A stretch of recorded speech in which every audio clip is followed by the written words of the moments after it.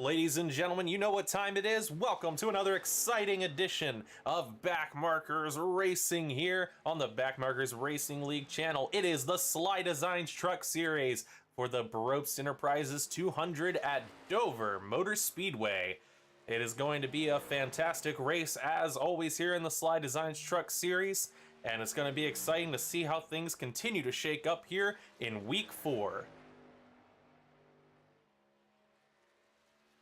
As you are joining us here today, do make sure that you go down below and click that like button so that you can give this channel some support. Also, be sure to drop some live chats. We love talking with you guys while this race goes on. And if you're watching this in replay, please do leave a comment on the video. We love to reply to you after the fact as well. The party continues going on.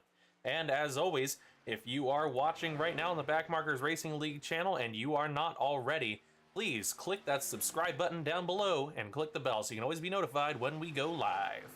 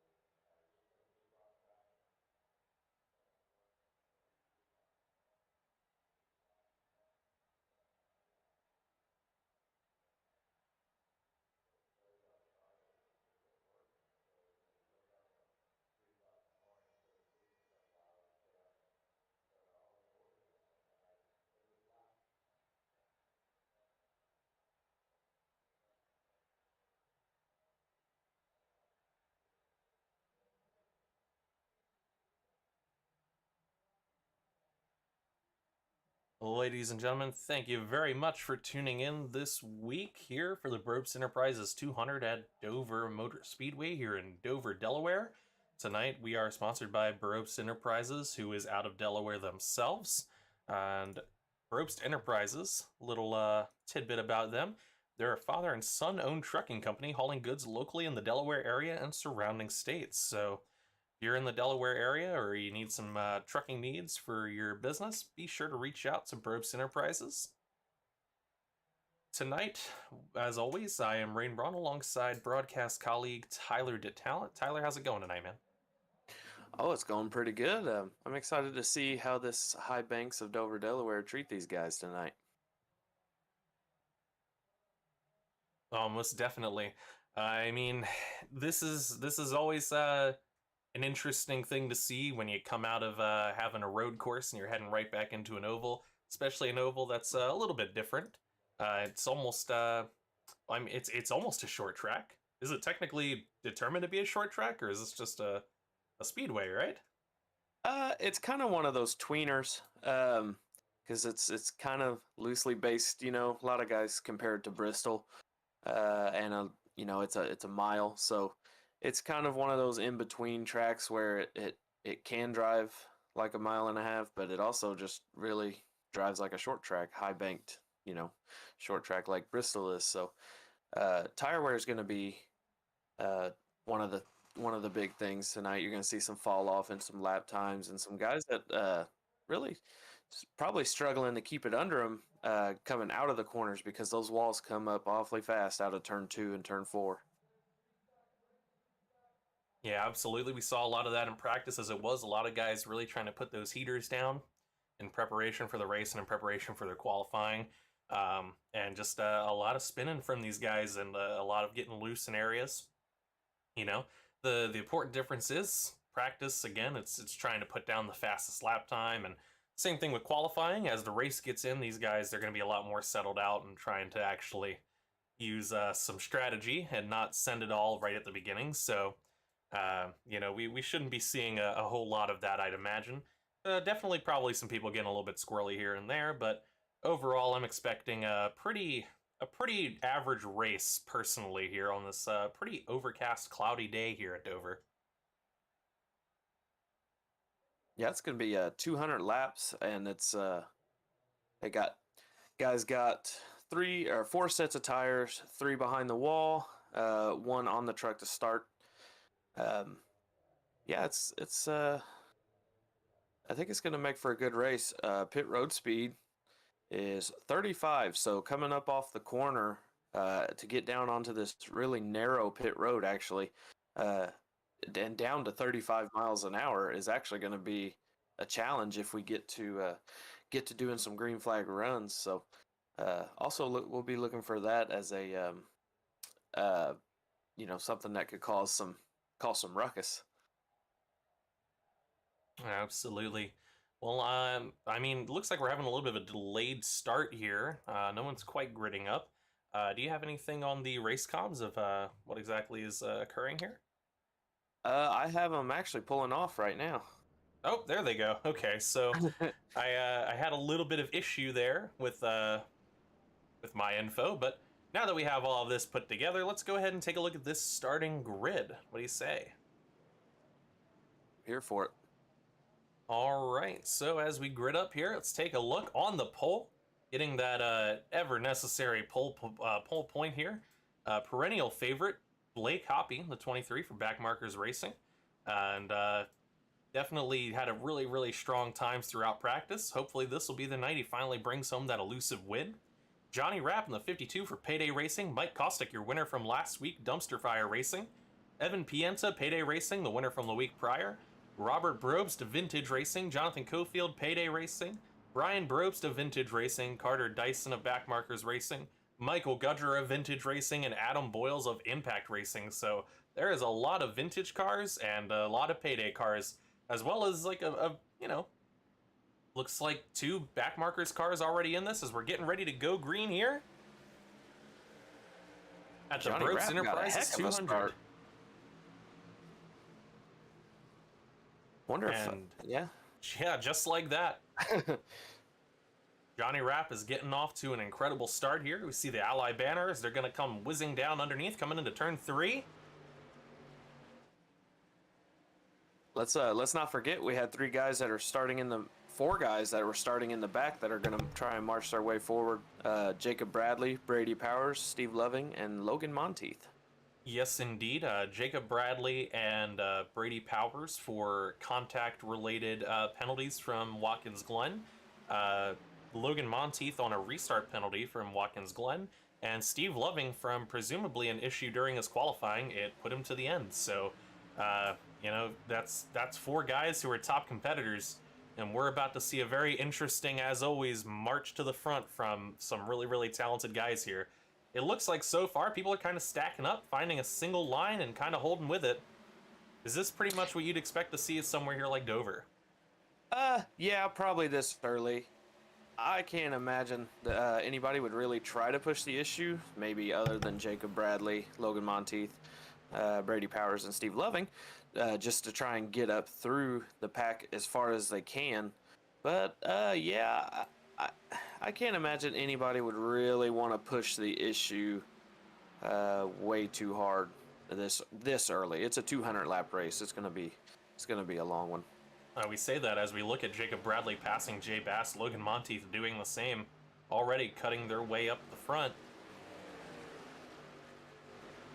Yep, Logan has made it up to 16th, and Jacob Bradley made it up to 15th as they're kind of stringing out.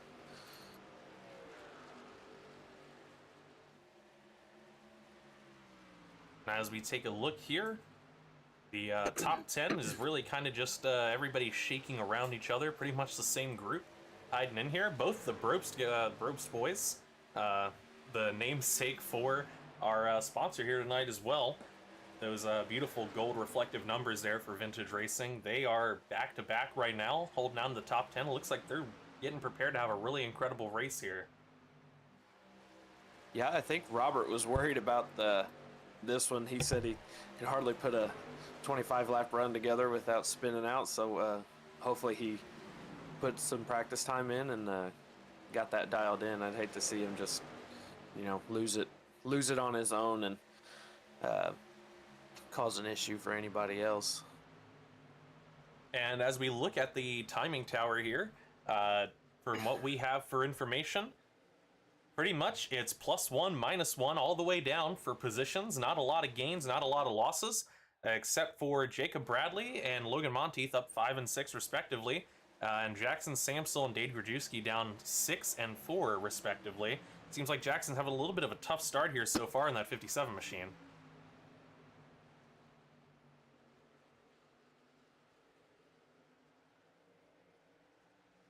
Points leader, Steve Loving, just in front of Jackson there and running 20th. Wonder if he's just kind of biding his time and just kind of rolling, you know, not really trying to force the issue and just kind of letting things happen in front of him, or giving himself enough space to let something happen in front of him anyways. Well, he had a top 10 time during practice. But just in front of him, teammate in Off the Wall Racing, Brady Powers, and just in front of Brady, ahead of Michael Boyles from Impact, is also the Off the Wall teammate of Jay Bast. So these guys are all kind of linked up, riling around the back here. I'm curious as to whether there's some kind of strategy to kind of link up and get everybody kind of moving together on the same pace there. Yeah, there very well could be. Brady Powers and Logan Monteith actually just picked up another position, both as they went around Samuel Stoner there. So that'll move them up to 13th and 14th, respectively. And they are rapidly approaching that top 10, coming up on Ryan J. Rose and Dustin Bawley, who is a 3-time winner here in Backmarkers Racing League, cementing that this past Tuesday night in ARCA, winning at Road America. And I think it's even more important to point out that aside from Tyler Barnett, who is missing in action here tonight, who finished second at Road America on Tuesday, the man who pulled up third and finished out that podium, the 05 of Michael Boyles from Impact Racing, really showing his prowess last Tuesday here. Yeah, he was crazy fast. I remember when that when he got up to me, I just kind of had to let him go because uh, he was insane. Uh, I wish he could have got up there and they had a little bit of a closer three-car battle, but yeah, he was definitely fast. Now, as we take a look here, I got something over race comms. Logan's been obviously he's riding behind Jacob Bradley, and I can see it now too. Uh, Bradley is blinking a lot, and Logan's been letting him know at least, hey, you're blinking. You know, if you get up, if you're gonna get up next to people and all that stuff, you might want to, at least kind of lay back till hopefully it fixes itself, because it's way too hard to judge a blinking truck. absolutely, you can even see it on broadcast when we have a blinker.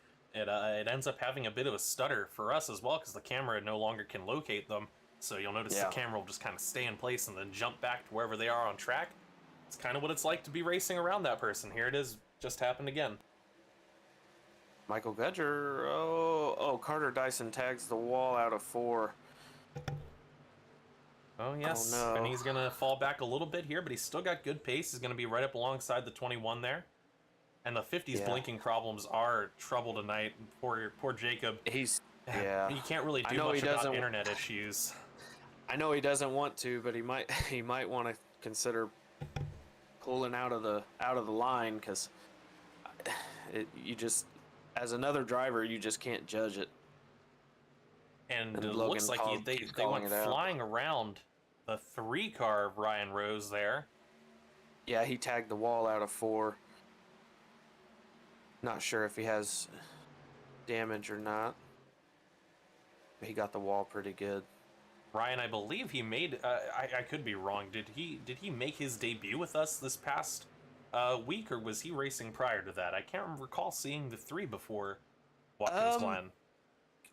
I know the name from the late model races, but I don't know if he's ran with us in either ARCA or trucks yet. This could be his debut, unless someone in the YouTube comments can correct us.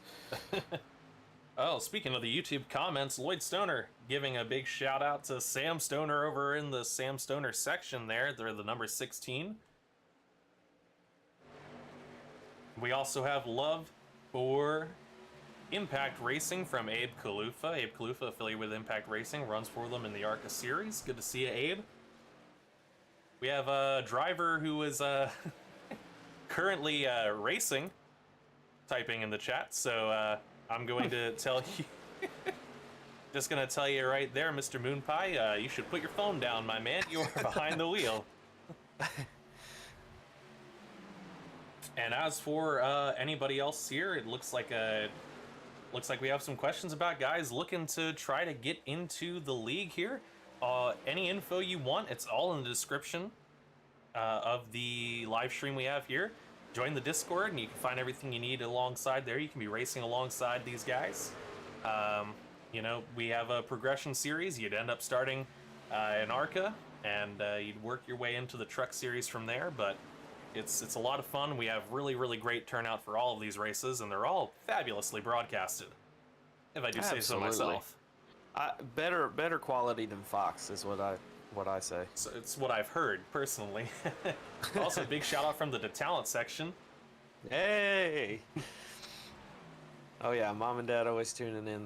They love watching the races and hearing the broadcast.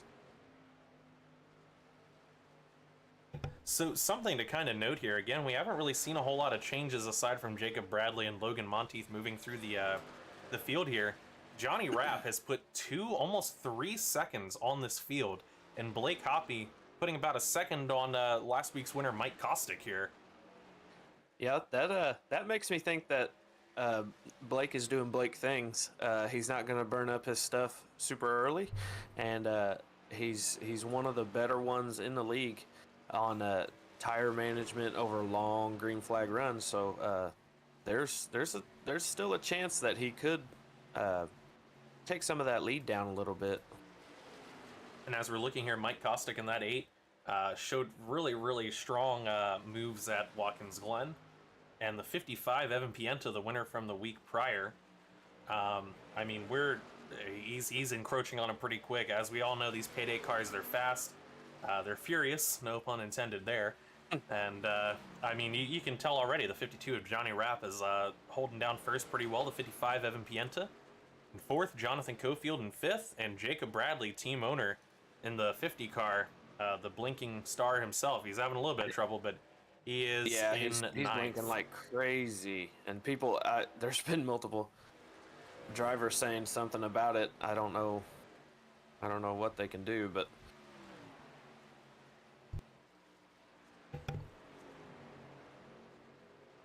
Well, Tyler, I'm gonna try to look at something here and pull up some stat info. If you can give us some rundowns of some races, talk about some interweaving storylines for the crowd at home, might be tuning in for the first time. okay. Alrighty. Well, we got Johnny Rapp out by about a 2.5 second lead over Blake Hoppy.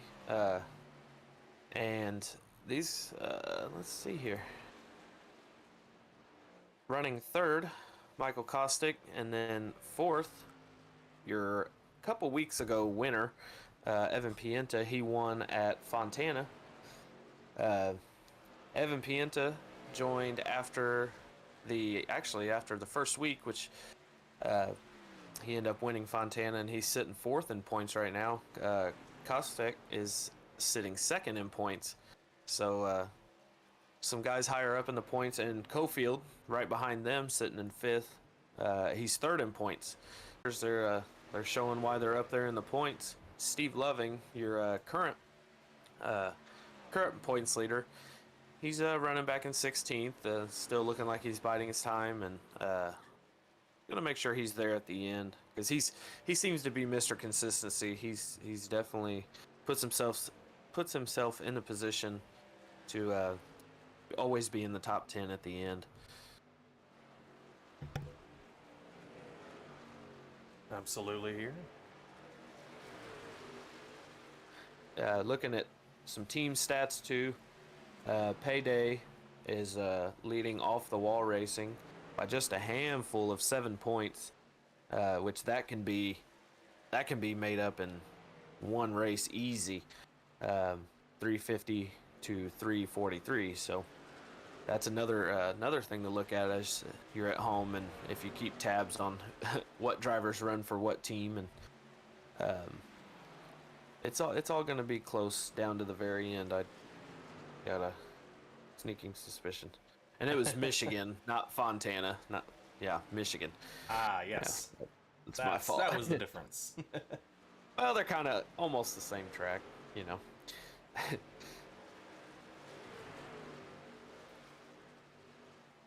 But yeah, we still got a fairly calm race so far.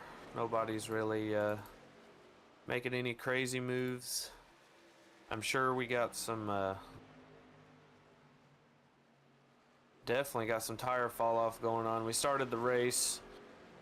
Let's see. I'm gonna look at Johnny Rapp's lap times. He started the race running 23.3 second laps, and here we are at lap 35, and we're running 24.8 second laps. So that's about a 1.5 second fall off from the very start of the race, and we're 35 laps in. So we keep getting these long runs, and you know, the track's going to rubber in, and the drivers are going to end up slowing down just a hair, but still be pretty decent racing here. Absolutely. Some very, very succinct information there. Always great to have some fun stats going on, especially to get an idea of what we're looking at here. It looks like things have relatively settled out. I mean, a lot of the same kind of going on. Steve Loving is up 6 positions now, trying to catch Michael Boyle's here. He's almost 2.5 seconds behind him, though. So there's some ground to make up from these guys in the back. Oh yeah, and I'm sure they're just as hungry as the rest of them. Take a look. Jacob Bradley's still blinking. I got caught on him for a second there. I did as well. Logan's made it up to 11th from started 22nd, so he's up 11 spots. Jacob Bradley is up 12 spots.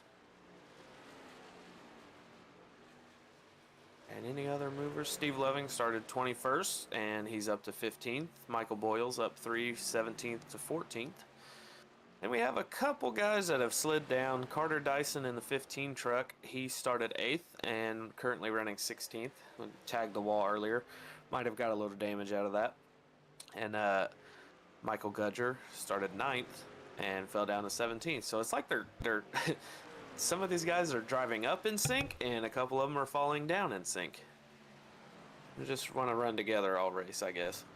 Absolutely. It's really quite hard here. We're going to have to kind of live on a wide shot because, unfortunately, everybody's just... I mean, fortunately, in a way, I don't mean to presume or to imply that it's not good, but everybody is just so very spread out at this point that it's really hard to try to catch a battle. But I mean, we were kind of talking about this, you know, as we were getting prepared for the race, and we were doing our lead in here, that it was gonna kind of be a little bit of follow the leader for a while, especially with people kind of working their tires, and it's probably gonna be a big race of pit strategy. And as it generally is in stock car racing, a race of what happens in the last few laps, I imagine. Yeah, this kind of reminds me of so far of what we had with Michigan. A lot of green flag laps, and I'm sure we'll be seeing some green flag pit stops, and then the sneaking caution at the end to stack everybody up for a green-white checker to make things just a little interesting for us and everybody at home. But yeah, oh, commentator's curse. Oh man, I see Brady Who Powers, was and I that? see the 3 of Ryan Rose. Ryan's stuck in the middle of the track here. Yeah. Yep, and he's diving down now to get out the way. Pulls off without incident. Looks like something between the 66 and the 3. This is shades of last week at Watkins Glen as well. We're gonna have to see exactly what happened here. So we take a look. And racing side by side for a little bit there.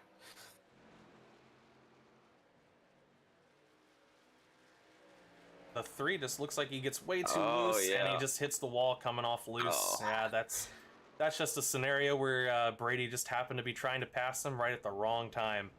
Hopefully that's not going to be too damaging for the 66, but this will definitely shake things up and make things a bit interesting here in the long run to see what teams are going to end up, if any, heading into a pit and what that cycle would look like. If you were in this scenario, you're running with Evil Empire or Backmarkers Racing, and you're sitting in that chat, what do you think guys like Logan Monteith or Tyler Barnett are commanding the team to do here? Oh, it's definitely pit. With the amount of tire fall off, you have to pit. You got to go 4 tires. It's still super early in the race. We're, you know, about not even a quarter of the way through it yet. So it's definitely come down and get those tires, and at least for like Jacob Bradley, Logan Monteith, get those fresh tires, and you start a little bit closer than you did at the beginning. So give you another chance to run up there and put yourself in a position to run with the front guys and maybe close in. And there goes everyone down pit road except for Jackson Samsel getting his lap back. He'll probably come in here, I'd imagine, as he comes around. No, he's gonna stay out.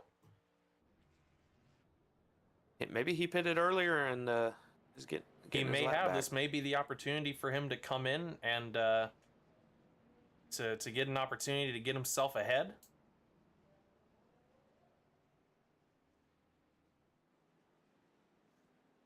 No, he still has damage on his right side. He looked like he hit the wall pretty good.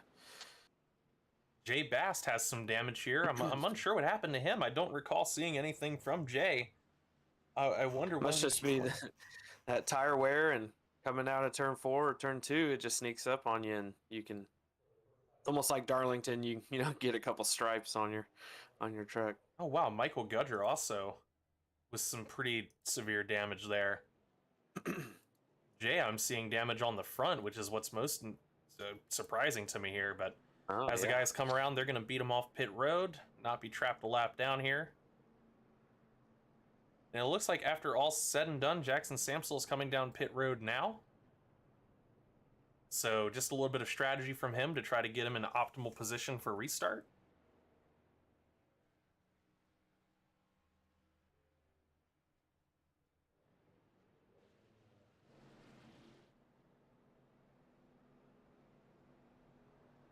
And so far, our top 5 looks like a whole lot of the exact same thing it was when they went in. Yeah. They didn't move around a whole lot. Somebody did move up. Jacob Bradley up 12 positions. Logan Monteith back in 11th, just sniffing the top 10. You can imagine he'll probably send it in a little bit. He does get a little aggressive on his restarts, especially when he sees something in front of him that he can kind of easily take. I wouldn't be surprised to see him trying to overtake the 5 and possibly even the 21, depending on how this restart shakes out, to get himself securely in the top 10. Yeah, that's right. They're trying to talk to Jacob over the comms now.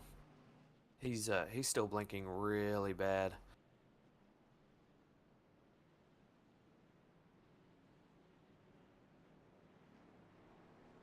That's a really unfortunate part of things. Jacob generally, I mean, some of our guys have a blink or two here or there, and then they, you know, they'll do what they can to let somebody get around them or try to give some space in that scenario, and then it kind of evens out. But you really can't control your internet provider and what's going to be happening, and whether for some reason you're having issues that night.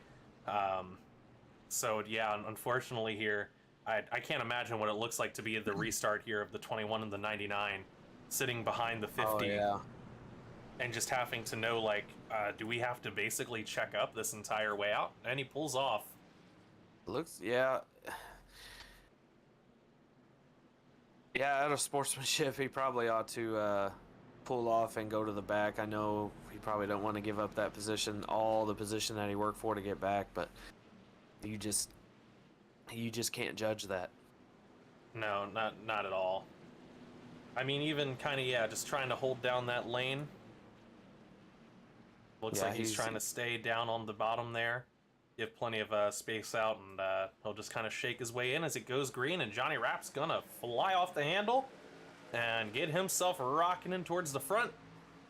And he's gonna dive to that high line. It looks like that is preferred for the outside, for the straightaways, and then diving real deep into the to that low line there. Oh man, Evan Pienta got a heck of a run there off two. Kind of gave Blake Hoffey a shove to put him right next to Johnny Rapp. Might have a lead change here at the line. And I think Blake got it. Blake did indeed. Blake Hoppy leads a lap there. That's a bonus point. If he didn't already have one, he does now, and that's 2 bonus points for Blake Hoppy here tonight. And if he continues to have a good run, whether it be the win or the at least a podium based on how he's running, this is very well going to be a great points night for that 23. Absolutely. I know he was really excited for this one and wanting to. He definitely put in the time for a lot of practice, because he really likes this track, and he told me to put the money on him tonight. Without jinxing him, I don't, commentators curse. And all the 99 has moved around the 21 of Logan of Dustin Bally, and Jacob Bradley has filtered to the back. He is now behind Dade Grajewski, and his blinking issues do persist from what I see on report here. So, and unfortunately, this is just going to be a night where he tries to run it as safely and cleanly where he can and hope to pick up some points positions. But his night competitively, unless his internet stabilizes, is probably pretty much over here. Yeah, and that's so rough, because he wants to just he could have been up here too with these top 6 really, but yeah, and I know it's probably eating at him. There's just nothing he can do about it. Was the bad part. Well, and I mean, at least in the aspect of, I know his personal points are going to take a hit here, but thankfully in the terms of his team points, which I know he's happy to be fighting for as well, his guys are all in pretty good position and running fairly well, and only the top 3 scorers are counted for team points anyway, so they're at least in good hands there for payday. We got a pass for 6th and 7th. Adam Boyles gets by Jonathan Cofield, and Logan gets by Cofield. And Logan's trying to make a move on Adam on the inside now, but he just doesn't get the drive off the bottom. That top gets little bit of a run there. These guys like running the middle. Running right on that bottom. You see Logan there, he got just a tad loose on the very, very bottom. But he likes sending it in there. He's not going to be one to shy away from making the big move. Absolutely not. Brian Brobst going on to the inside of Kostek there. And it looks like he only had the pass, but that 8 got a really good drive off the corner there. And the 11, if he dives down in here and gets a good drive off, he might get held up by the 55, though. Oh, some blinking from Blake. Yeah. He went to make a move, and here he comes back to the inside. That would be really unfortunate for Blake Hoppy to have similar issues. He hasn't nearly had as bad as the 50 has had, but if his starts blinking that bad, it's going to be a similar scenario of him being asked to move to the back for the safety of the other competitors. And I mean, that's just as heartbreaking when you're having such a good day. Yeah, you definitely don't want that. That would be tough. Especially to ask somebody to give up the lead that they've worked hard for. Yeah, it'd be frustrating, but... Well, as we take a look back through the field here, Steve Loving has found his way up 12 positions. He is in 9th. He's made his way into the top 10, just ahead of Dustin Bally, his teammate. So he has climbed his way back up from starting in the rear as well here. Brady Powers, the other man who had to start in the rear, he's leading this backpack of guys. And he is in 15th, up 5 positions. It's behind him Carter Dyson, Michael Gudger, Jay Bast, and Jacob Bradley and Jackson Samsel. Jacob still making some passes on guys that he's just faster than here. Yeah, he's trying to put some space in between him and some of the guys that he's running faster than, but yeah, you hate to see that for Jacob. I can assure you, only his immediate competitors are probably a little bit relieved that it's occurred. Yeah. But the overall sentiment of the racing is definitely saddened to see a top competitor get taken out early. Yeah, you always want the best guys up front. You know, it always makes for the best show. But this is something out of his control. So we just have to motor on and look like Logan's still trying to make a pass on Adam Boyles. I was about to say the same thing, looking at the 99, trying to move on the 22, but look at that. Oh! Cofield stuck it in there. Cofield really sticks it in, and he's going to complete the pass on the 99. I anticipate the 99 is going to try to return that favor sooner rather than later. Yeah, Cofield drove away from him by a truck length, so... And he's trying to make a move on Adam Boyles now, but Adam's just running that line that everybody seems to be running. So if you're going to make a pass, you got to pretty much hope on the guy in front of you making a mistake, or you just get a really good run on the bottom and hope it sticks. Absolutely, but you're also encountering, again, not only is that guy running the preferred line, but Adam's in optimal position here to throw a pretty good block. This track, it's not super wide. I mean, it's wide enough, but I mean, not in terms of you gaining any actual ground. There's very little area for you to be able to move around. See, as we look here, the 22 just in the wrong spot. The 58 finds the spot he wanted to be in. And now this is going to force the 22 up track to an unpreferred position. The 58 is going to pull up in here and almost completes what almost was a slide job there, but instead just kind of a full-on pass. Adam's got to run. He's going to go inside. Adam looking to do the same. He might have thought a little better of it than pushing it in there. He backed up a little bit before the corner, but Logan's going to try to make a move on Adam now. And again, this is another scenario. The 22 will probably lead back a little bit, fall in behind the 99. Crossover. No, he's going to fall back a little, buyer's remorse. Yeah, he may have not gotten the run he wanted to, but Steve Loving's going to pull right up behind him and try and get that spot now, too. Steve Loving is definitely, I mean, he tasted victory finally in the Backmarkers Racing League at the SLiDESIGNS 250 at the beginning of this season. And you know that he wants to sniff it again. it was good to see him finally break through and get to victory lane for sure. Absolutely. It's always a big event when a new person ends up finally winning. We got so used to seeing so many of the same names winning things that every time a new name that isn't a veteran ends up coming in, they always get rooted for pretty much. Yeah, someone not named Tyler Burnett. Yeah, that's right. Tyler Burnett or Jacob Bradley at this point as well, who I believe had 6 wins last season. Cofield makes the pass for 5th on Brian Brobst. Brian up tight right against him. Something I notice here is when they're on the straights, it's real easy to pull up right in behind them. And I'm unsure whether it's needing to let off coming into that corner or whether there's just a gap that can form coming into turn 3 and coming into turn 1 that really makes that car in front generally seem to pull away unless you're on that bottom line.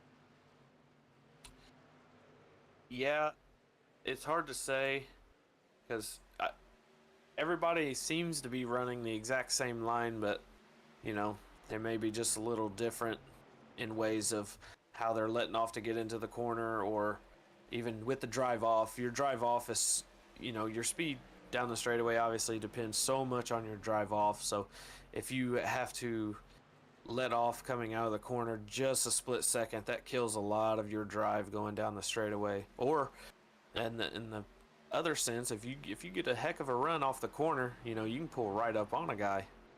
I'm also seeing a bit of a bump there coming into turn 3. Every car seems to hit. So that's another fact. Oh, Michael Boyles doored the 21.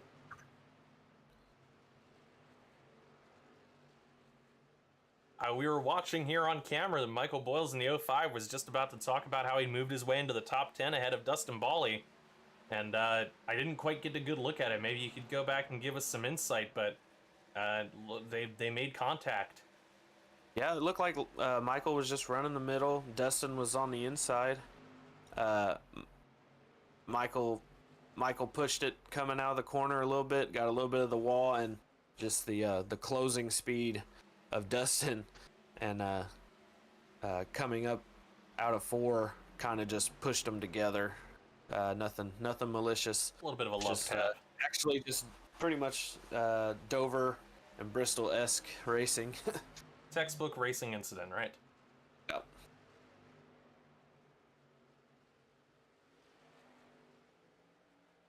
As we look here as well, Robert Brobst has made his pass on Sam Stoner. Jacob Bradley is still moving up. He's still blinking astronomically here, but he's moved past Carter Dyson. Looks like he's just kind of moved past a lot of these slower cars. Now he's coming up on the 66 of Brady Powers. Yeah, unfortunately, I think Carter still has some damage, and he's probably gonna wait and use his fast repair, I'd imagine, till the end or last green flag stop or so. Because you look at the practice times, and he was up there in the top 10. Oh no!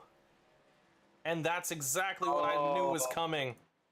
I mean, how do you even know if you're the 66? I can't even tell. He was trying to complete that pass. And Brady just kind of held there. Yeah. We're gonna have to go back and take a look here. Maybe get an onboard look here of the 66 to kind of get an idea of what it looked like to be him here.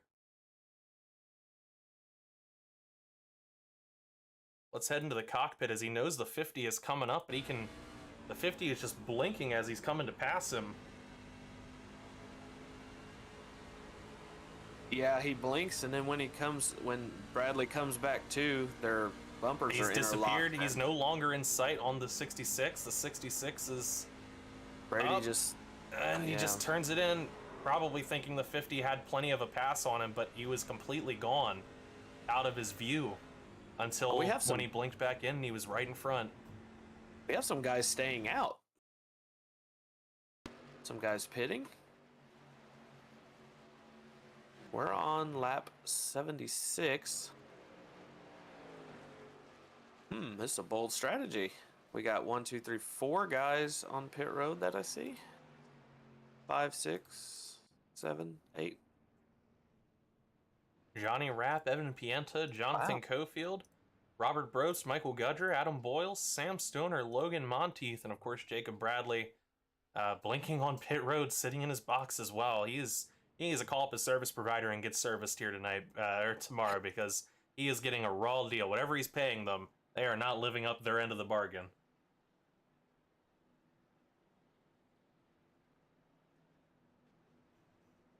Yeah, I actually had to do that. I think it was actually before even the ARCA season started. Had to get different internet because the other one just was not cutting it. You don't want to be blinking. You don't want to be that guy. Now, It's objectively, frustrating. Tyler, when you're looking at this yourself, put yourself in the shoes of somebody making a decision on looking at post-race incidents, and you look at that incident there between the 66 and the 50. I mean, how do you make a call like that on what would be determined to be fault? That's a tough one. I don't think you can put any fault on Brady whatsoever. I mean, he's just running his race. I know Jacob's faster, but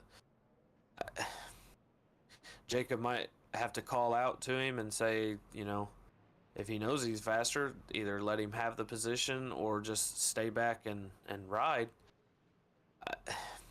I don't know. It's a tough spot because you don't want to just pin it on the one guy because of something out of his control. But then again, everybody's been telling him it's been happening. So it's, you got to kind of self-police yourself in that aspect too. So I don't know. I'm sure it'll be a hot topic in the Discord tonight after this one. So Oh, definitely.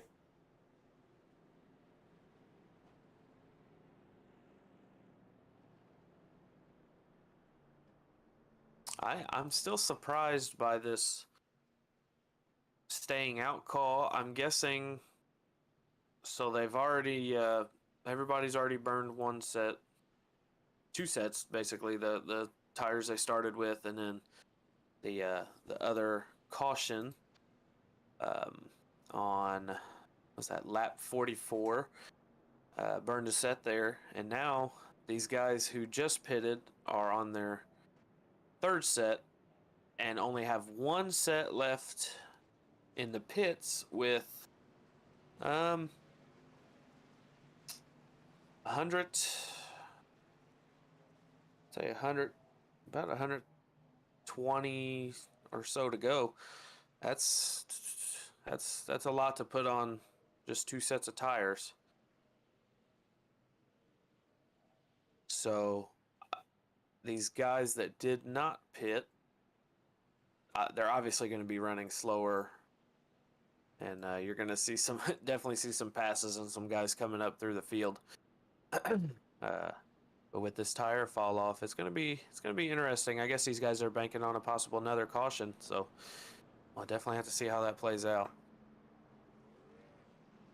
Well, I mean, to you, aside from the blink here, Jacob Bradley, and the incident with the 3 earlier, I mean, do you really see, as we get ready to go green here, coming into lap 80, do you foresee a lot more cautions in the future of this, or are we really looking at maybe 1, 2 before this thing's over with? There's always that possibility with these guys with this tire wear, trying to push their cars to stay up with one another, and these guys that are coming up from the back on fresher tires, I could see somebody get in the wall and hurt somebody else running behind them. 3 wide back to back here in the back pack. It's too these many. guys are going the 99. for it. Wow, he got really too bit. hard into the 18. Manages to save it. He's doored by the 5. He sends the 64 up, and that hits the 3. What just happened? That's the stack up I'm talking about. You got the guys on the fresh tires that are wanting to go, and oh no, Carter Dyson in the wall now too. Carter Dyson as well. The 16, the 55's around, and so is the 53, and there it is. That was just such a chain reaction. We have a lot to look back on. Holy moly. Oh, man. Let's try to go back from the green here. See if we can get an overhead.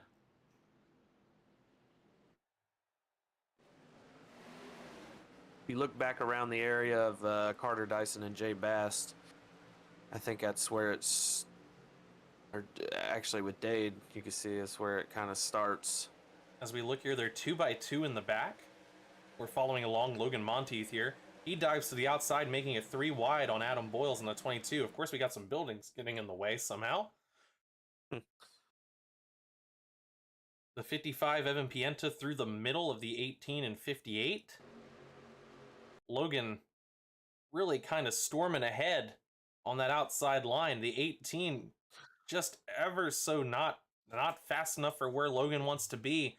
Logan dives down, realizing I guess he can't do anything. He's going to hit him. And that enough tap turns the 18 down in front of him. It looks like a little netcode pushed the 99 down, or perhaps he just steered. That caused a stack up the 52, into the 5, into the 64. And that stack up continued to file.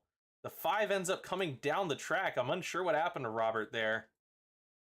The 99 trying to push back up, but the 5's there holding him down. And that force up happens. The 64 hit by the 5, and the 64 hits the 3, and he gets walled. But now we need to move up a little bit to Jay Bast. Oh, man. Yeah, I was just looking at that, and I was looking at it from a couple different views, and Carter was coming up just a hair and got net coded. Yeah, that's pure net code. He was clear. None of those guys had anything to do with that. And that's just enough of a tap into the 58 of Cofield. The 15 just keeps getting turned into the wall as the 53 tries to back out. But when the 53 tries to back out, trying to look here to see the 15, he just can't hold it. He's trying his best. I mean, he just took a lot of damage. And the 55's trying to get down track as far as he can. And the 55 as well. I mean, when the 16 catches the 55, when the 55 catches the 16, rather, if we look here to when the 55 comes around and he starts spinning, the rear end does not touch the 53, but the 53 gets hit. Yeah. Another instance of netcode. There was talk about a netcode possibly being an issue tonight in the Evil Empire backmarker chat, so yeah. That definitely appeared to be the case. That's really unfortunate for the 15 and the 53, as well as the 55. By all accounts, I mean, that entire stack up was pure netcode. The one in the back, the incident that occurred there, I mean, that would have kept the racing going. It was bumping, it was bruising. But it, that was just contact on getting into some bad places and trying to save it. Whereas then you come up to that front area, and when iRacing decides you're going to get hit, apparently you don't really have a say in the matter. There's a good chance the 53 might have been able to pull himself out of the way, and spare hitting the 15 further and catching the 55 more and causing more of that damage. But iRacing God said otherwise. Yeah, and it's kind of crazy. You look at that, in both of those incidents, most of it was the guys who just stopped to take tires, so they might end up having some damage. I guess we'll just have to see when we get back going here if that's going to affect them in any way. I have Jacob Bradley on pit road still, dealing with repairs from his accident. Sam Stoner as well, Ryan Rose, and I don't have eyes on Logan Monteith. Jacob Bradley is coming off the pit road as we speak. Logan disconnected. I don't know if that's another internet issue. Like, it did happen. Wasn't last week, but it was the week prior, and he did come back in and continue to turn laps, I believe. That was Logan, right? Or am I thinking of somebody else? I actually don't remember now, but we are back green. And they're going green. And look who we got in the lead still. It's Blake Hoppy. I believe he's pretty much been leading this thing. And I mean, if he continues on this hot streak here, he will have most laps led. Another bonus point in his cap. He'll basically sweep all of the important bonus points on the night, which would be very impressive and very valuable to him. Absolutely. He's had a rough couple goes at it so far to begin the season. He really wants to get that monkey off his back. The 58 getting real and tight behind the 57. I wouldn't call that super wise by Cofield. Jackson's been having a little... Oh! Oh, man.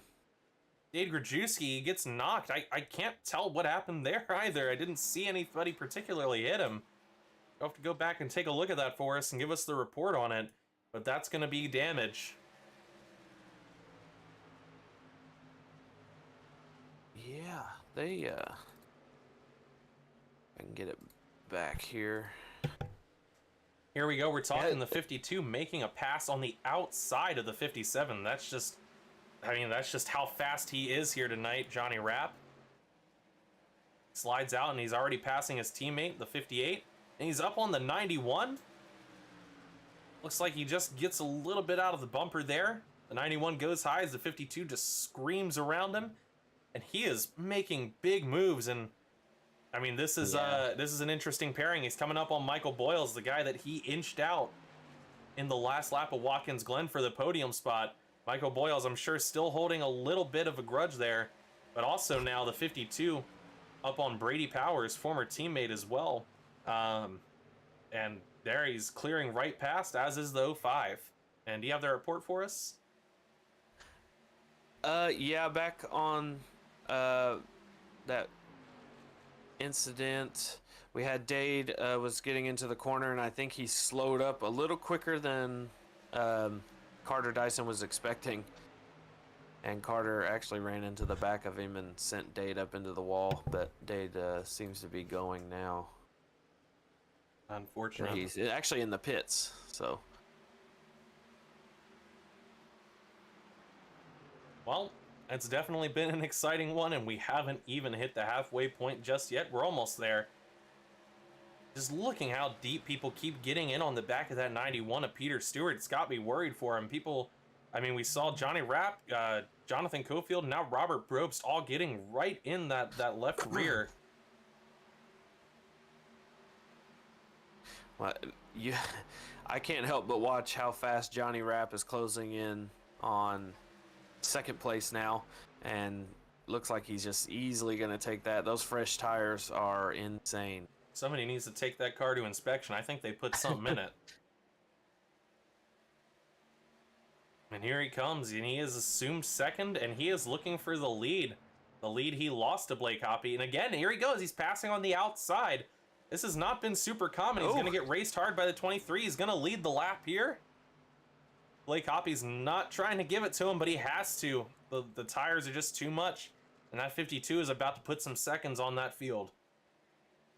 Yeah, he's definitely going to put some time, but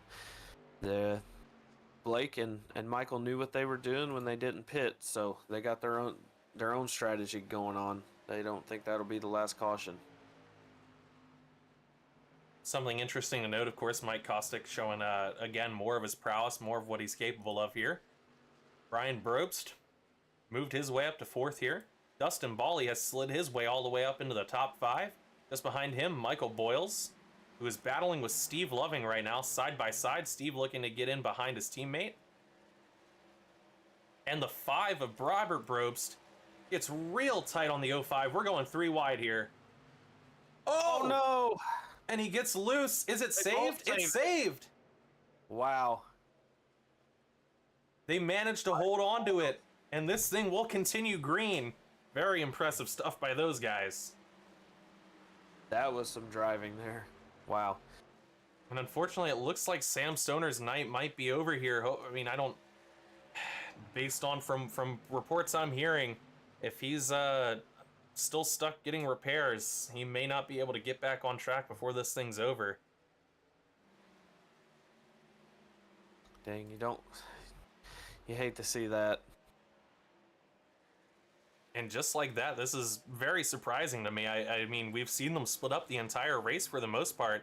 5th place, Dustin Bally. 6th place, Steve Loving. 7th place, Brady Powers. It's 3 off-the-wall cars. Back to back to back in position. Looks like the sun might be coming out a little bit on the front stretch. Now, what would that end up having an overall effect here? I mean, we're looking at some pretty cool track temperatures right now with this overcast. With the sun coming out, heating things up, would people be more likely to have a spin in this scenario? Is it something you'd want to be looking out for potentially as the track heats up for pushing a little hard? It's a possibility with the sun beaming right down on the track. It's gonna get a little slicker. So Wow, look at Robert Brobst. He cuts in, and he's passing the 58 at Cofield, and he's sliding underneath the 05 now as well. The 5 supremacy. He has been slicing and dicing this field. Whatever issue he had, he's passing the 66 with ease now as well. Whenever they were 3 wide, whatever issue he had where there was some contact and that ordeal happened, he's clearly passed it now, and he's driving with a vengeance. I think he's definitely one of those guys that came down and got some new tires, because that's Michael Boyle's hit the wall again. Cofield's going to take that spot. But yeah, I think Robert came down and got tires, so he's definitely making it known. Well, Michael Boyles has a little support in the form of his teammate and brother, Adam Boyles, just behind him. Jay Bast actually looking to try to make a pass on the 22 here. I think he's going to get that one done. That 53 Toyota, he does make the pass. 22 falls in line. And it looks like the 53 is going to try to take the 05 here as well. He's got a burst of speed. And he's got a good run. He's going to take it. The 05, again, just going to fall in line. Going to be linked up with his brother here. And I believe just behind them, the 91, Peter Stewart, another impact car. This could be good, beneficial for them to kind of truck along, get some strategy, reassess the situation. And here comes the 53 on the back of his teammate here in the 66. And now he's going to look down. Not quite. Oh, he does. He ends up getting a decent run off the corner. And the 66 slides back down into place. Man, where did the speed come from that 53 of Jay Bast? He has just moved his way into the top 10 in these past 2 laps. Yeah, I know he was one of the ones in the wreck just a handful of laps ago, but he was one of the ones that pitted earlier also. So he's still got those tires, and it's definitely showing now. We got Johnny Rapp about a 4-second lead on second place Blake Hoppy right now, and that just shows the tire difference from what we just saw. It felt like we just saw Johnny Rapp get up there and pass him. But Johnny Rapp's setting the pace. Johnny Rapp is coming up around, getting ready to start lapping some people. Blake Hoppy's got Mike Kostick out on his bumper. Well, not exactly. He's close enough. He's making some big moves. Robert Brobst is back up to where he started this race, +1. Started this race the 5 and 5th. He is now 4th, moving around Dustin Bally. That 5 is a rocket right now. Speaking of rockets, Jay Bast up around his teammate in the 27. He's up to 7th now. This is really, really encouraging. Really phenomenal stuff from that 53. I mean, this is speed we haven't seen out of him all night. He's pretty much been hovering around the back, and here he is rocketing his way up to the front. Yeah, he may have just let some of the carnage unfold and then pounce on the opportunity of some of the bigger guys having issues. Well, definitely want to give amazing pointing out here of the amazing effort and work the Brobsts have put in here tonight. The 5 and the 11, Vintage Racing. They are still clinging around just outside the top 5. Both all in the top 10 here. Just really showing some dominance of this track on most of the field. Being their home track, you know, they were super excited for this one. Them boys. Delaware boys.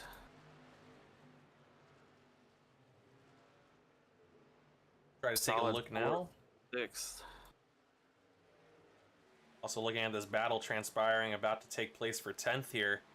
There's a stack up behind Brady Powers for the most part. Adam Boyles, Peter Stewart, Carter Dyson, and Michael Boyles. They're all smelling blood in the water. Michael Boyles is trying to complete the pass on the 15. He just hasn't quite got it yet. He's been looking for the opening and looking for the run. Adam gets a heck of a run off too there, going on the inside. That's of Brady. it. I believe the 22 probably completes this here pretty handily. The 91 really not giving the 66 anywhere to go. Ooh. And he's going to end up in tow there, and the 91 fall in line.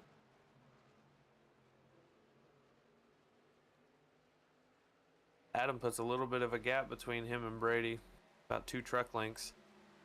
So he was probably ready to make that pass so he could set his own pace. Absolutely. The 66 still holding a pretty good position here on these guys that are trying to run up on him. The 91 now going to go for the pass as well.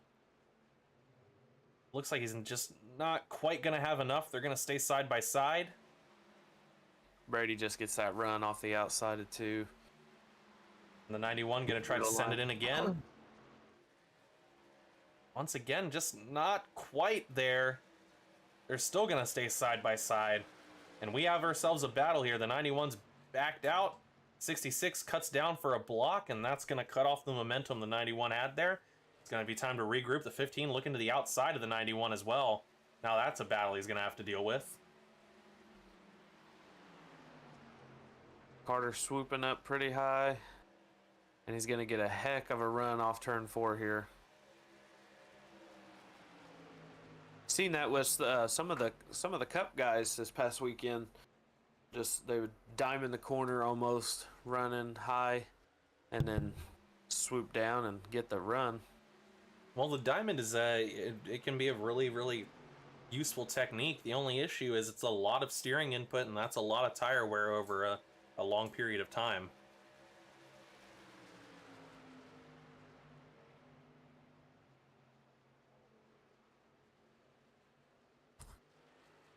Everything's kind of settling back down with I was this about to group say here. the same thing.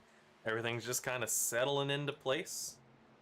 And this front group, as we take a look here, it's Adam Boyle's closing in on Steve Loving, but between Steve and Cofield, a gap. Between Cofield and Brian Brobst, a gap.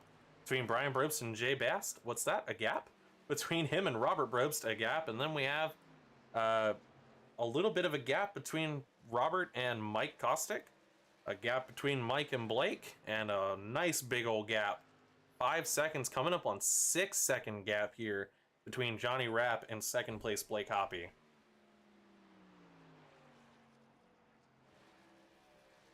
I tell you, I mean, we're looking at a situation here. When do you imagine the next pit window for these guys, bar no further cautions, would be?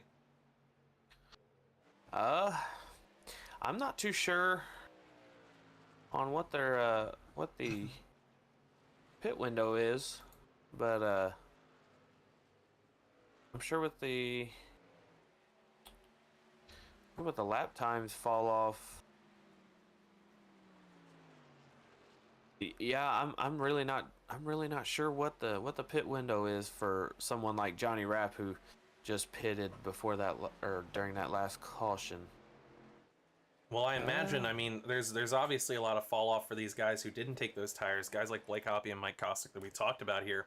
When they come up and they get ready to take those tires, I mean, is it too much of a foregone conclusion, or do you think they'll be able to make the cut through the field and move their way back up and potentially overtake Rapp before the end of this thing? Yeah, the worst part is the longer they stay out, and you know they're running a lot shorter, or they're running a lot longer times. Yeah, it's hard to say. Johnny Rapp has put up such a big lead now. He's 6.5 seconds ahead of second, so I don't know. I'm a little baffled here. I may have missed some pitting. Blake Hoppy's going in now. Okay. I've definitely missed some pitting. Dustin Bally, I believe, short pitted. He's 2 laps down. I was wondering why he was cycled to the back after running pretty much towards the front there. And it looks like he ended up short pitting here, put himself 2 laps down. It looks like a couple of guys were caught in that same scenario. Yeah, you just hope you didn't stay out too long and you know, lose too much time on the leaders and really put yourself in a bad spot. But then again, you know, there's always that possibility for a random caution. Mr. Moonpie, our outside analyst, he is giving us the info that it's easily 2 stops, and personally, from his report, he'd want to have come in the next 5 laps. He put that just before everybody started pulling in. So looks like he definitely was someone to listen to in that scenario, because here everybody's coming. Yep, just hearing over comms. 66 is going to pit this lap. He dives off. It's hard to get down to that 35 miles an hour. Just feels like you're crawling, but you got to hold it down there. You don't want a speeding penalty. That'll basically just ruin your whole race. Absolutely.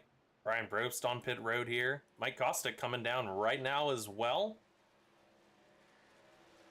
Robert Brobst moving up into second. Jay Bass moving up to third. This is his high of the night. He's currently tied for biggest mover with Steve Loving. They're up 13 positions. Peter Stewart's coming in, as is Michael Boyles. Looks like a impact scheduled stop is coming. It's hard to keep up with all this. Green flag stops are very interesting, but it's always more interesting when the track is not something you have a great view on and everybody is very spread out. I mean, we have 22 cars running this thing. It still doesn't end up making it, you know, that's not a small field. Yeah, that's a lot of cars that you got to try to keep an eye on. Carter Dyson slides his way up into fifth here as well, making some recovery.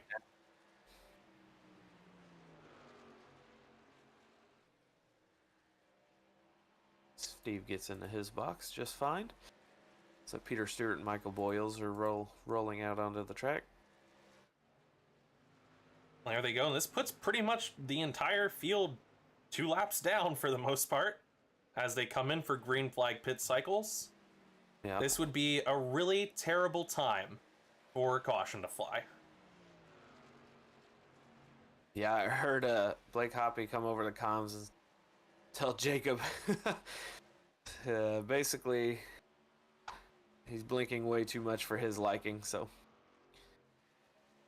Blake on those new tires, he's wanting to go now as he just unlapped himself 1 lap. He was one of the first ones to come down. There goes the 23. Indeed, and those new tires of the 52, they are now going to show pretty quickly how they're wearing out. Mike Kostick's going to be catching up here soon as well. Yeah, Blake passed Johnny like he was sitting still, so that's just crazy how much those brand new tires will do for you. Looking at how spacious the 8 is trying to take it around the 50. The 50 staying as high to the wall as he can, though. He's just trying to turn those laps and get as much out of this race as he can. Gotta respect it. Oh, yeah. Blake pulls right up on Dustin. He's going to take that spot away. That will be for P8. Or P9, actually, sorry. Yes, indeed. Yeah, Steve Loving and Blake Hoppy going just right by Carter Dyson on tires. And Dustin Bawley's going to do the same here as well. Yeah, Carter's going to move out of the way. Be courteous. Dustin is only on slightly older tires by only a couple laps from these guys. Adam Boyles and Evan Pienta have now come down pit road. It is their time to join the pit party. Michael Gudger moving his way up to 6th place here. He's currently a lap down. The only cars on the lead lap are your top 5, Johnny Rapp, Robert Brobst, Jay Bass, Jonathan Cofield, and Carter Dyson. But eventually something's got to give, and you know a car like the 15, he's hurting right now. He's going to try to stick it out, I imagine, but he's going to be wanting to come in eventually here. Oh yeah, he may still be saving that fast repair from earlier when he had his issues with the wall and other drivers, but yeah, he may be just waiting it out.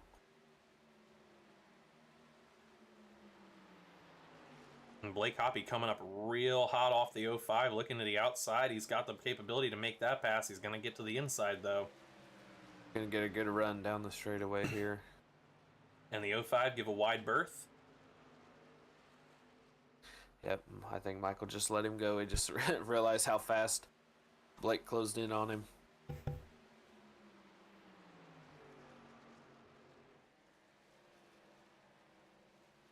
This is incredibly interesting to watch as it unfolds here. Blake Hoppy is the first truck one lap down, so if there were a caution to come out, he would end up getting the lucky dog. Well, we're gonna remove the commentator's curse and just cross our fingers and knock on wood and all of that a caution doesn't come out, because that would probably be the worst news this field had to face. I don't think they want Blake back on the lead lap after his mid-race dominance there. But well, Blake still has a great opportunity. Blake Hoppy show tonight. Yeah, absolutely. If these 5 cars go into pit, he's pretty much in the position to reassume the lead. I haven't been able to keep track of laps. I don't know if you're able to see, but it's got to be neck and neck with laps led between Rapp and Hoppy at this point. Rapp probably edging him out. Yeah, I don't actually know if I can pull that up or not.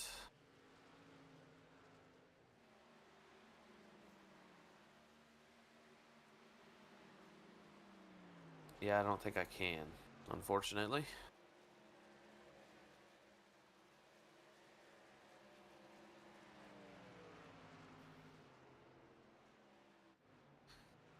So we just take a look here, and we're looking at 22. I feel like every time I've come down to him, he's been down off the bottom, running pretty much the apron. I'm unsure what's going on there. Michael Gudger is pitting. He's coming in now. Yeah, Cofield also just keyed up and said he's pitting this lap. So the guys on the strategy from earlier that pit and came up through the field with blistering speed, looks like they're starting to make their descent down pit road. Jonathan Cofield coming in for his pit, taking a look here to see when the first 3 are going to, as well as Carter Dyson. Carter Dyson might hang out and get a lap led. It definitely would behoove him. He's in a good position too. He's had kind of a rough night, getting tagged in some places, catching the wall a couple of times, but overall still maintaining and driving a pretty consistent run for himself. It wouldn't be a bad idea to try to stick it out for when these top 3 go in. Just lead a lap and then bring it in. Yeah, extra bonus point never really hurt anybody.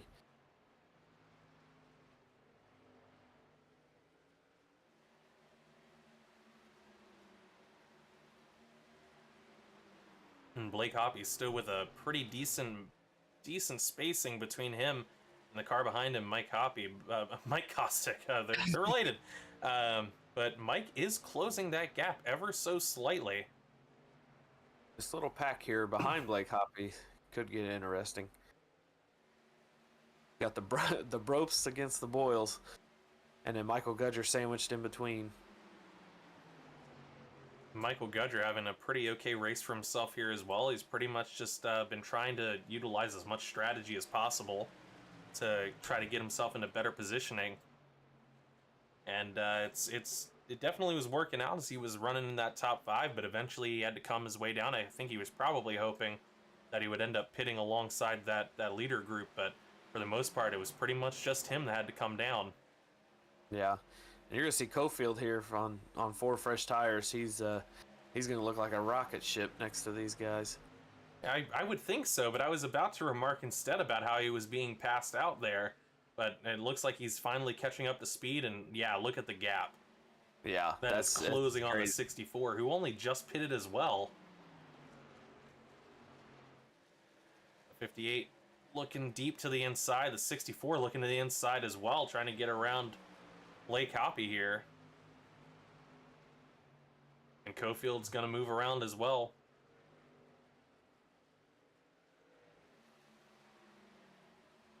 And just like that, here comes the 58 around the 64 of Michael Gudger. Complete that pass and move himself up into 15th. We're still looking up here. We got Carter Dyson, still with a pretty decent gap between himself and Jay Bast.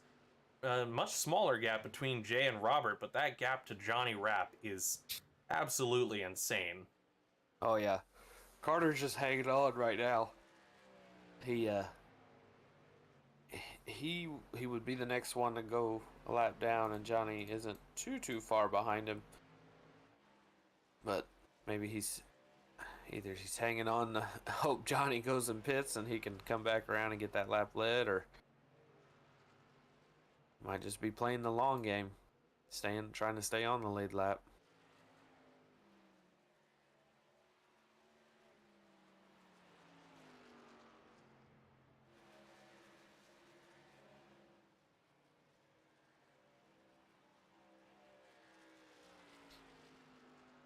Just trying to pour over some stats here for myself as well. And looking for Johnny Rapp. Don't believe he's managed to notch his victory yet in this series. He's come very, very close, I know for sure. So I'm trying to take a double check back through time, at least through ARCA last season as well. But I believe it was pretty much between Jonathan Cofield and Jacob Bradley for that team, pulling out the wins. Yeah. It was. And he definitely hasn't won this season so far in trucks either, so he is a man on a mission at this point to finally get that win and join that group of winners. And there he goes. It's pit time. And Carter also is pitting.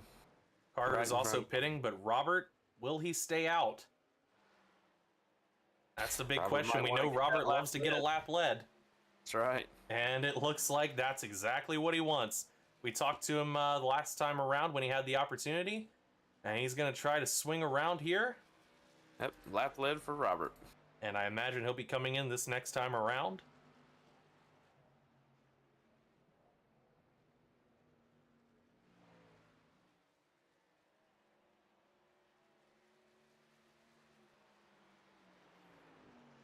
Jay Bast not peels quite. off.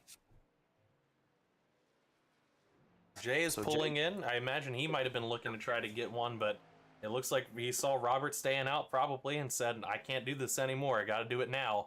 He's had enough. I cannot blame him. No, I'd imagine they were they were probably letting off and coasting through the corners a lot just to get the truck turned. And Robert Brobst still staying out, and you know Blake Hoppy is champing at the bit here, wondering when he's going to get the opportunity to get back leading this race so that he can put up some of those points, to put up some of the laps led to hopefully contest Johnny Rapp's dominance on this race as well and sweep those bonus points for this week.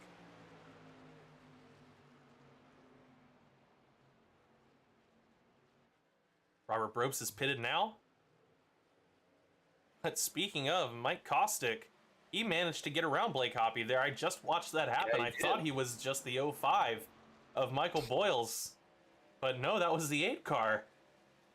I mean, the 5 car. No, it was the 8 car. I don't know what I'm talking about. The 8 car pulled around, and now he has led a lap here. Hey, coming on strong. Justin Bawley is up to 3rd. Johnny Rapp back up to 4th. Peter Stewart 5th here. Steve Loving 6th. Brady Powers 7th. Evan Pienta 8th. Michael Boyles 9th. And Jay Bast will assume 10th here as he passes Robert Brobst coming out.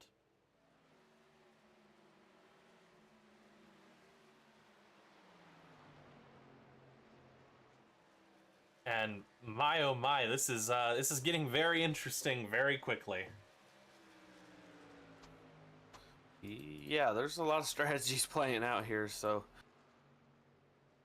Dustin Bawley is slow down the back stretch. I don't know what that's about. Oh, he's very slow. He's coming in. I don't know.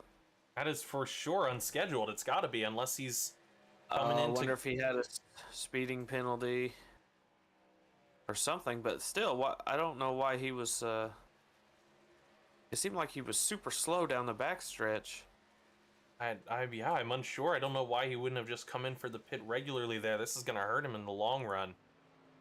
He peeled off the track going into turn 2 and was just coasting down the back stretch. I don't know what happened there. Maybe we can get some word on that pretty shortly here.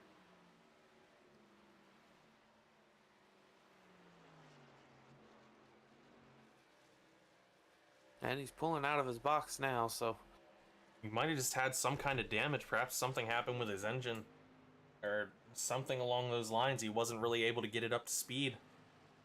Had to pull it in. That's going to send him quite a ways back. yeah, that put him 2 laps down, and he fell back to 16th. And now, last week's winner, Watkins Glen, Mike Kostick, holding down the lead, looking to secure a back-to-back victory for himself in Dumpster Fire Racing, as he leads ahead of Blake Hoppy in the 23 and Johnny Rapp, who's moved his way back up once again into 3rd. Yep, he's got those tires, so he's going to try and gain as much ground as possible. For sure, but he's also fighting a good bit of traffic here. Looks like he's still got a little bit of damage on the right rear. Doesn't seem to really be affecting him, though.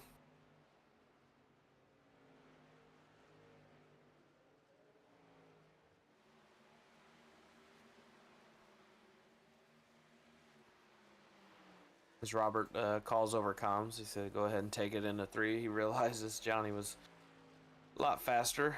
Didn't want to cause any issues. Sometimes it's all about, it's all about finding your groove and your comfort. It's the way you hold your line, the way you, we say that in terms of like, oh, it's faster. But sometimes it's also just the comfortable way you can ensure that you have that car under control. So you don't get into a scenario where you find yourself loose because you went out of your groove a little bit. So, it's also habit now that you've been driving that for 150, 160 laps at this point. So it can seem like you're trying to hold up the guy behind you. Instead, it's just a lot of, hey, I don't want to move out of this position right now at this point. You're going to have to come around me on this next turn, or as we're coming into the straight, I'll yield it to you, but you got to make the run off me here. I can't be moving out of where I'm at. Yeah, it's this race, especially with how things have gotten strung out, and everybody's kind of running their own line. You definitely want to try and get into some sort of a rhythm to where you feel like you're running as fast as you can. But just trying to limit the mistakes and just being as smooth as possible at a place like this will really, really go a long way. As you see Johnny Rapp just go by Blake like he was sitting still, those tires kicking in. He can just drive it so far deep into the corner and get back on the gas so much sooner than Blake can. And if there was somebody that would have wanted to hold up that 52, it would have been the 23. Absolutely. That's the last person he wanted to see get around him. Robert Brobst as well going to go ahead and complete that pass. Trying to do his best to get as far ahead, maybe get a chance to unlap himself. He would be sitting, no, that's Michael Boyles actually, who's sitting at Lucky Dog. So that 5 is going to look to get around the 05. Once again, a fight for the number 5 supremacy.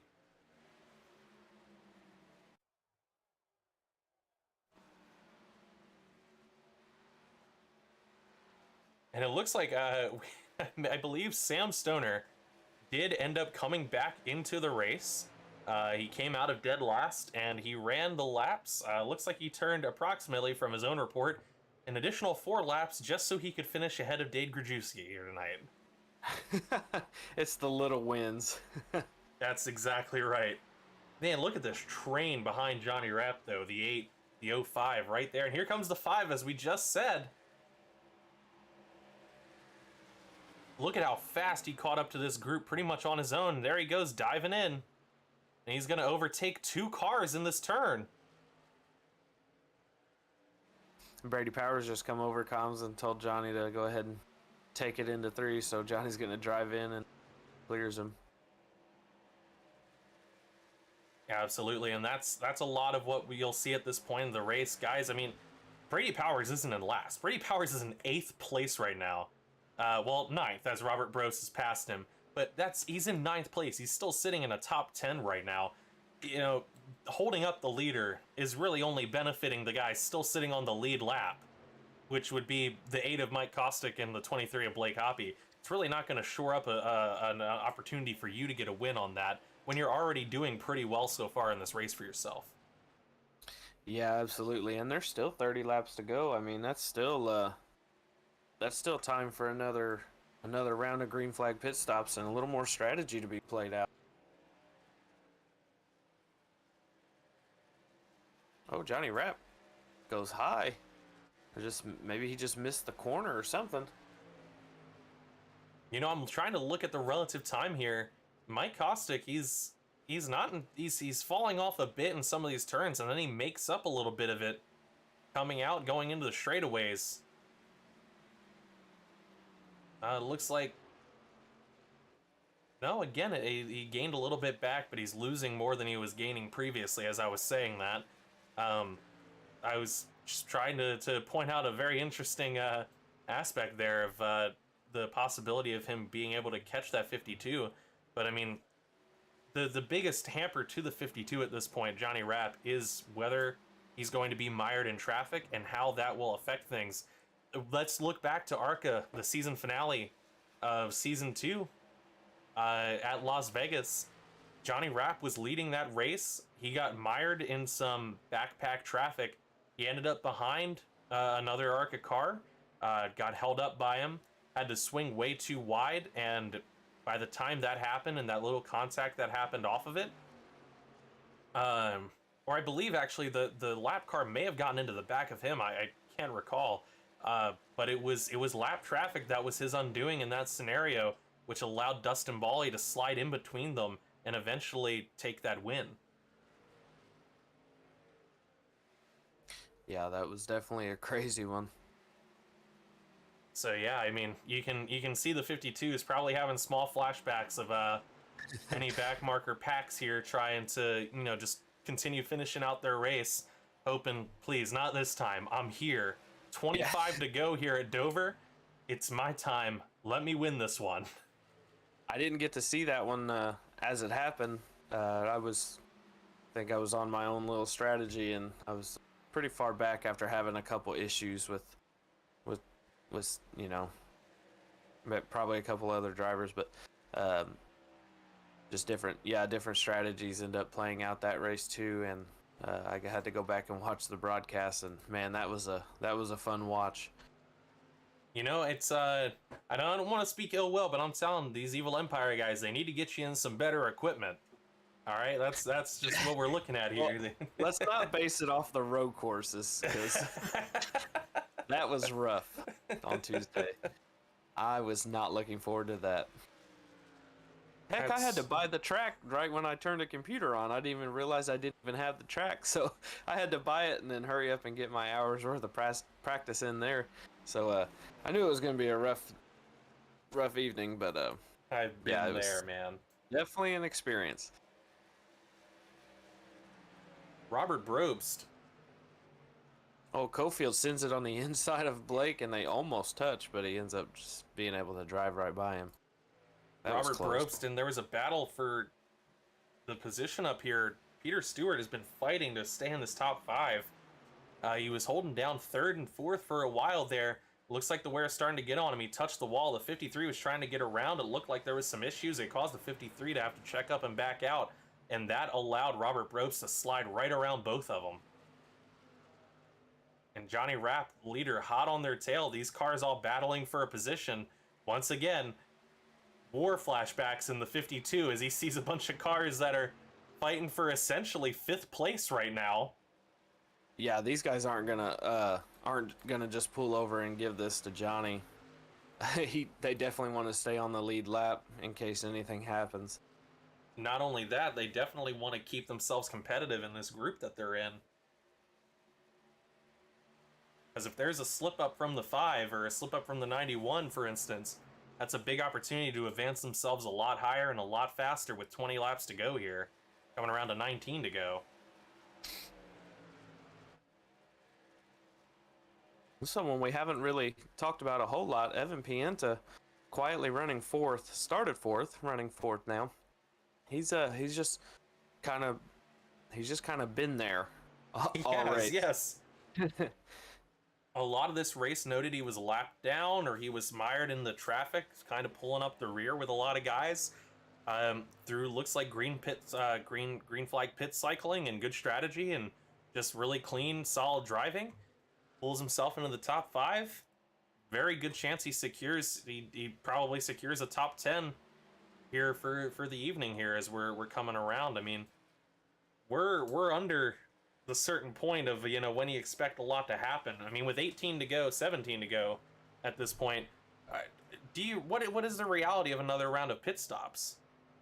I'd imagine it would only really happen if there was a caution, because I mean, you can't risk possibly two laps with this little time to go and expect to get right back out there and get those 2 laps back. So Absolutely not. No. these guys are praying for caution, just to be able to have a chance at Johnny again.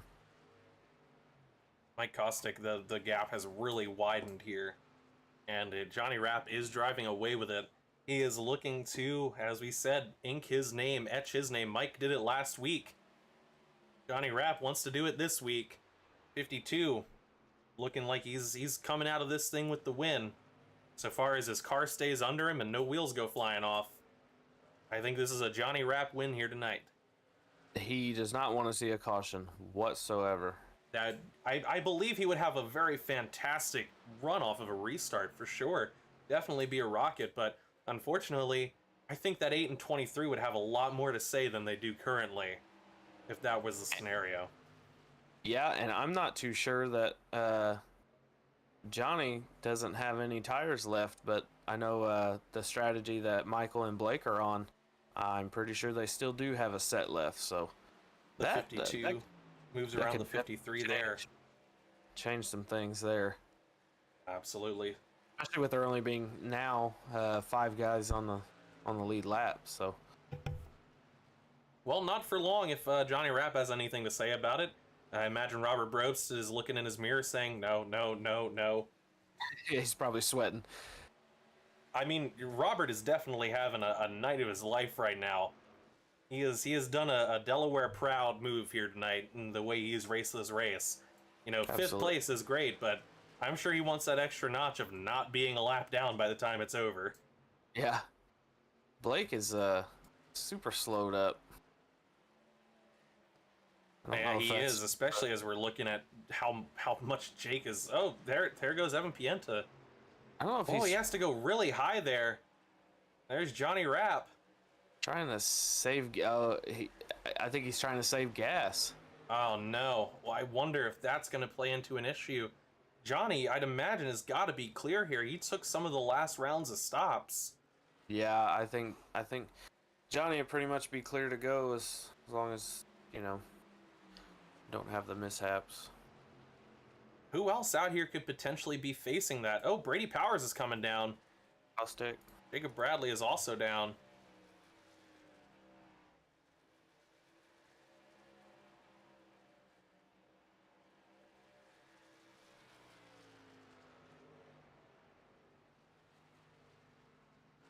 Brady Powers coming off. It looks like he had to get fuel. That was most likely a fuel stop based on how fast it was. He's going to come out here trying to minimize track position loss with 10 to go. Hopefully, other guys that might be having to save fuel to try to make it to the end will be able to make up those 5 or so spots he lost. Oh, caution is out. Oh, no. Oh, it's Brady and Blake. Just as we were talking about this is Johnny Rapp's nightmare. And Brady Powers jumps to pits. He has to get towed out. Blake Hoppy did as well. Oh, oh no, that is... Brady Powers was coming out of the pits and spun into the track, and Blake had nowhere to go. And that's just him trying to save it. Blake sees it, and he spins too. Brake.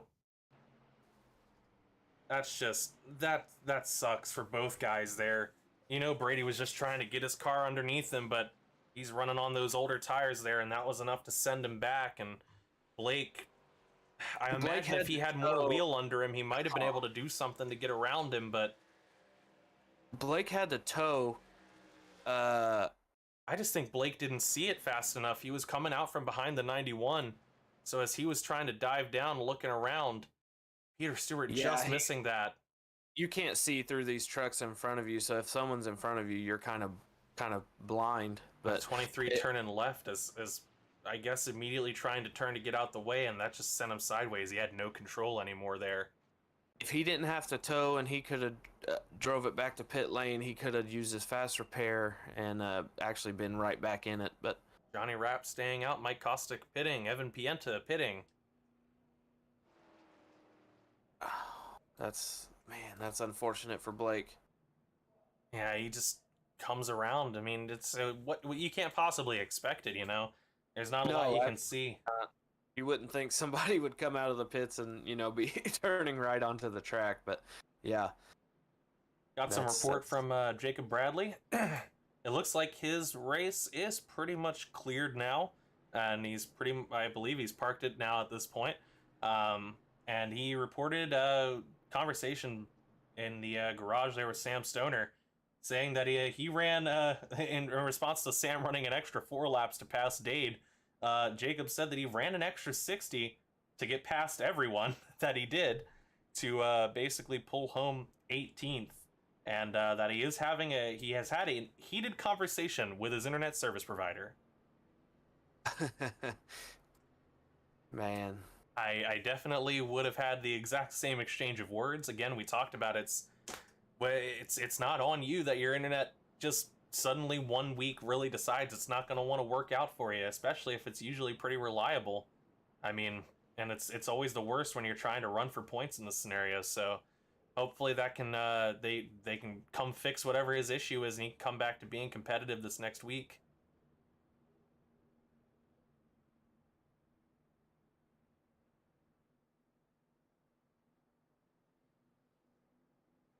And how is this shaking things up? Let's try to take a look here. It's a little funneled out, but looks like we got Johnny Rapp and Mike Kostick, followed by Evan Pienta, Robert Brobst, Jay Bast, Carter Dyson, Peter Stewart, Michael Boyles, Steve Loving, Dustin Bawley. That is rounding out your top 10.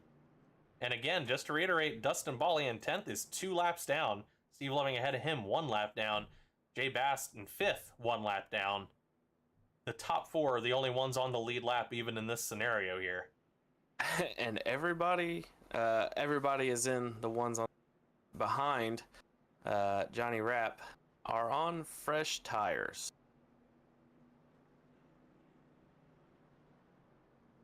So Johnny Rapp is probably not in the slightest bit excited.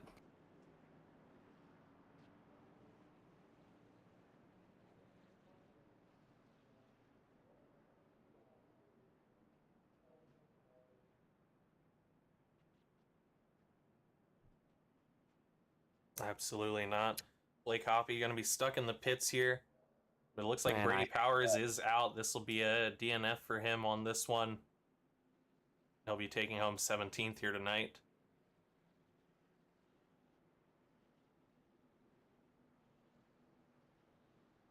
Again, it's a shame both those guys. I mean, especially Blake. I mean, he was running most competitively, and Brady, he was also running a real competitive race, pulling himself in the top 10.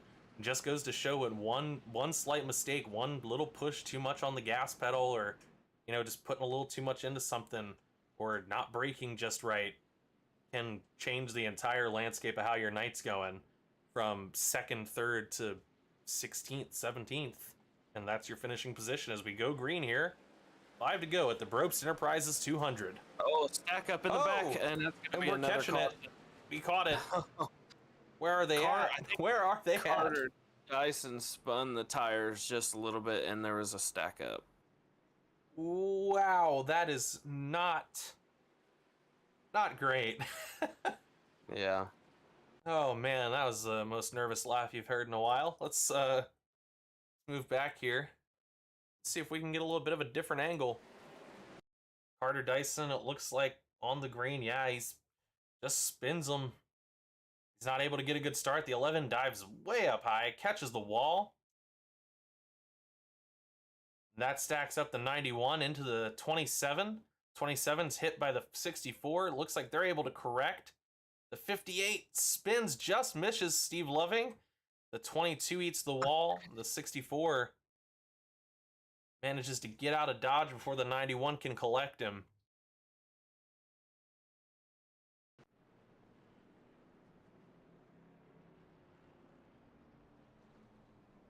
I also had a report of a Robert Brobst crash. I have to take a look back at this and see what happened. Looks like he's still fine in 4th place.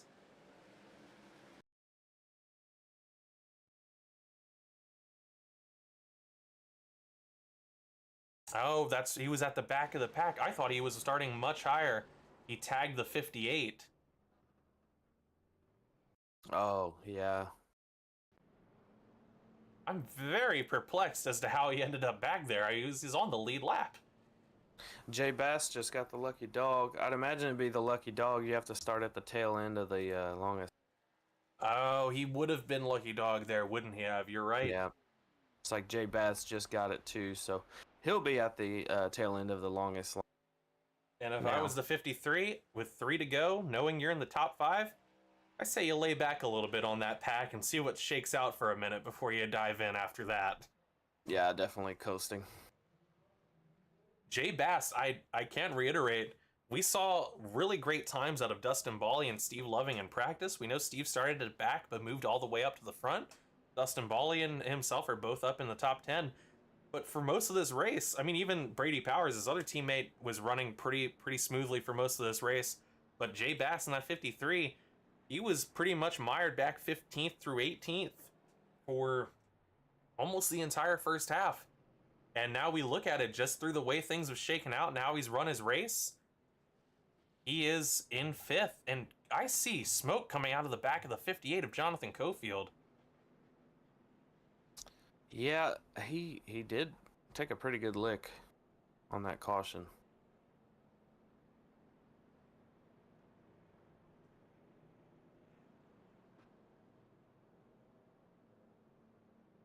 Ryan Brobst is coming into pit. Blake Hoppy is back out on track, so he's going to try to turn more laps here. Maybe try to make up some different ground. See what he can recover.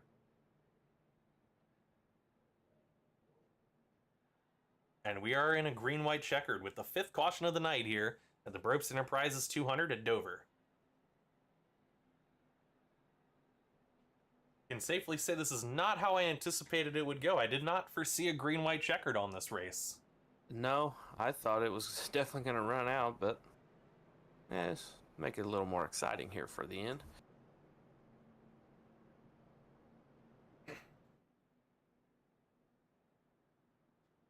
It's a 5-horse race with poor Jay Bass starting at the tail end of the longest line. So again, you say poor Jay Bass like he isn't in 5th, right? It's like, what? Yeah. I just know that he would, much rather be up here at least in 5th.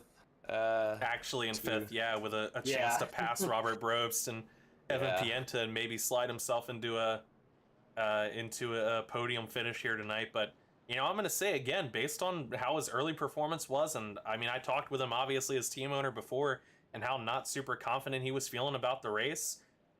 I feel like he's pretty giddy about his current sitting. Yeah, definitely.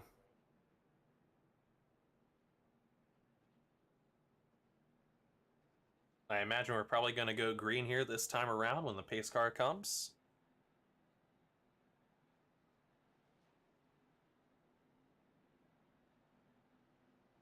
Now, I would really appreciate it if these guys, oh man, Cofield is really smoking out back there. Yeah. I think he's just trying to hold on.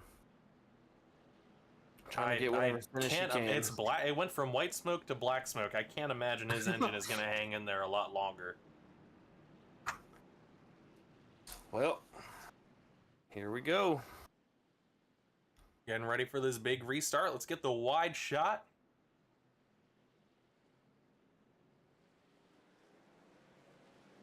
And there we Robert go, didn't green. get too great of a jump. I think he's down on power from damage. The 52 is gonna have some fight here from the 8, Mike Kostick, and 55, Evan Pienta, look at him. Oh, they're gonna take him 3 wide going into 3. And he's going, the 55 Oh, is they looking just to, split as him. well as the 8.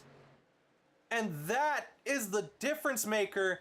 These two guys, both winners on this season, the White last 2 flag. races. The white flag is out. This race will be official, and how heartbreaking Johnny Rapp watching it slip through his fingers. But this will be a drag race here. Looking at the 8 of Mike Kostick and the 55 of Evan Pienta. Can the 8 hold him off? It looks like he will.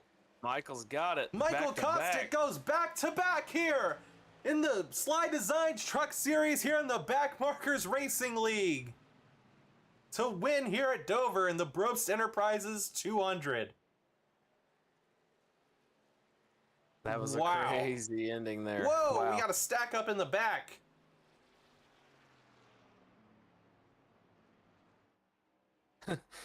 Think about everybody. And I think some sighs of relief have come over in general, but I cannot possibly imagine the disappointment, the frustration of the 52 of Johnny Rapp, who had this race won, were it not for 2 cautions that ended up pulling in. And these cars, these 2 drivers, they had enough mustard to get around him and not only take his win, but take his 2nd place here. How many more times does Johnny Rapp have to be the bridesmaid before he's finally gonna get, you know, what everybody knows he's truly capable of obtaining? Man, he's got to have one coming his way soon. Well, we're gonna have to find out, I guess. Imagine. Because Yeah, we gotta talk to him. that's right. We're gonna bring him. Go ahead and bring him on in. Oh wait, no, that's not the right person.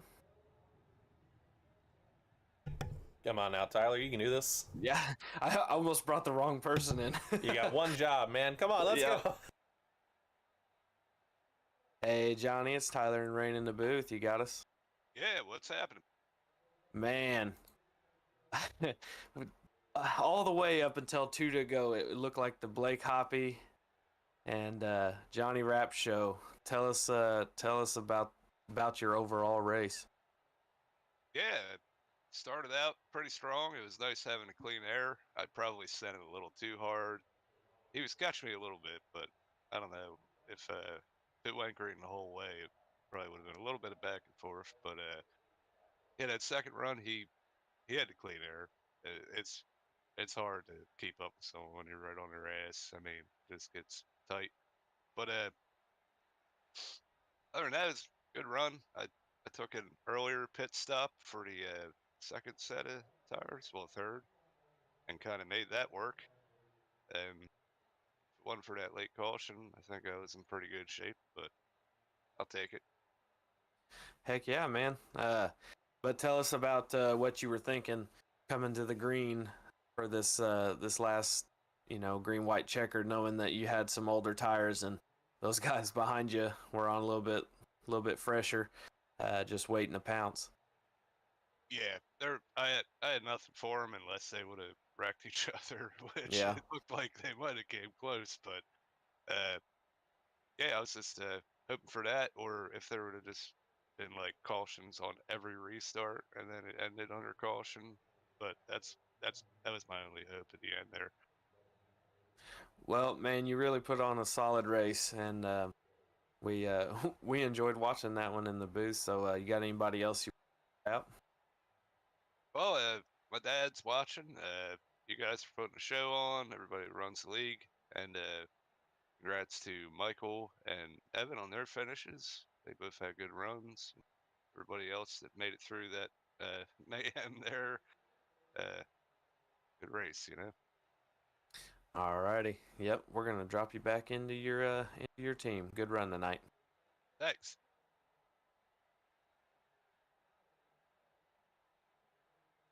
go grab second place, Evan Pienta here. Yes, indeed. Let's go ahead and get Evan. We have some developing news that's slowly occurring here. We'll have to touch base once we get through our podiums, but some interesting things have been happening so far. We're hearing backstage reports, so once we have some more info, we'll present that to you guys here. Hey, Evan, it's Tyler and Rain in the booth. You got us? I do.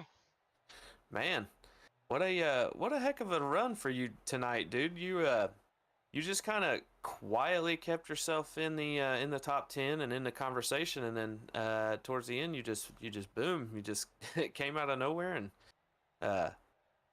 you guys had the fresher tires. So tell me about your total race here. Yeah, I mean it was crazy at the end. I mean, kind of just was trying to run up front consistently, trying to just stay up front for that first part of the race. And then about halfway through the first quarter,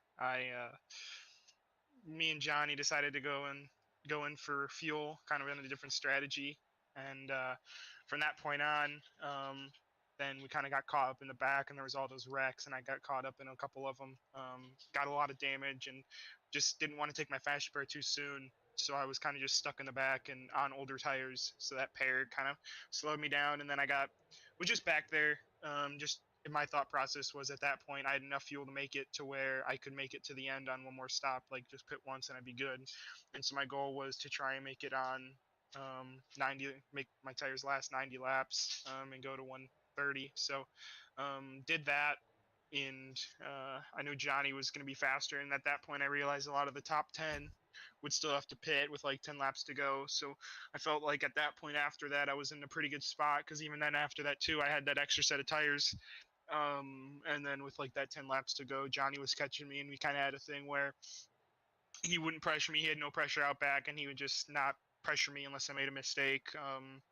And then I think right after we said that, that's when the caution came out. We were all gutted for Johnny. That was his race to win for sure. But and then just was able to capitalize on having only 3 cars on the lead lap, taking my tires, and then just had to race Caustic for it at the end. Yeah, that ended up being pretty crazy, and yeah, we hate it for Johnny. He definitely had that one in the bag. But yeah, tell me what was going through your mind there with that final restart, knowing that you had the fresher tires than Johnny, and you one maybe two people to beat there at the end.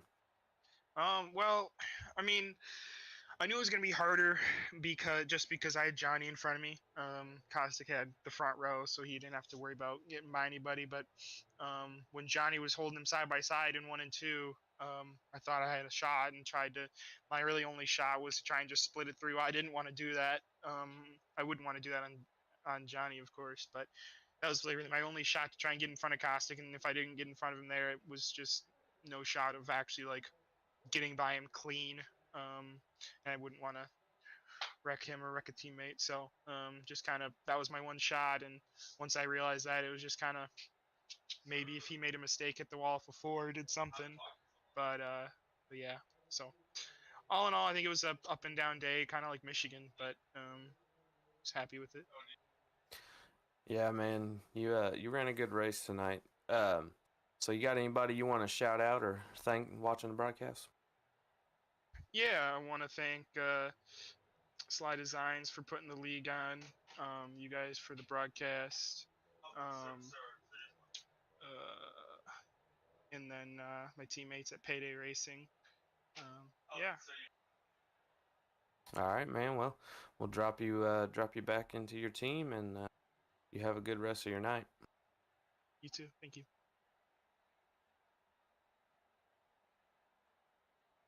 All righty.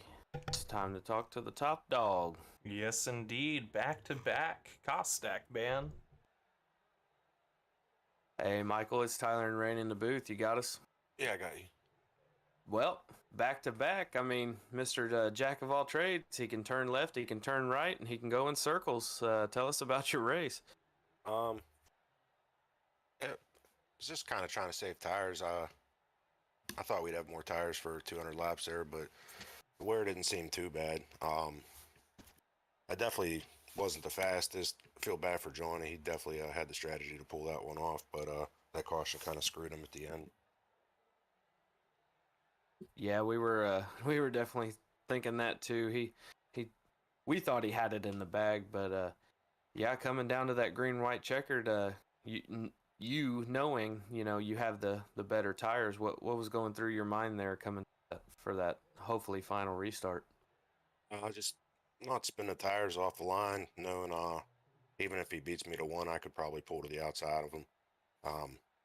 So I think I had 30 or 40 lap fresher tires, so the passing wasn't going to be a problem. And then trying to hold Evan off, he was charging pretty hard there, so definitely wasn't easy.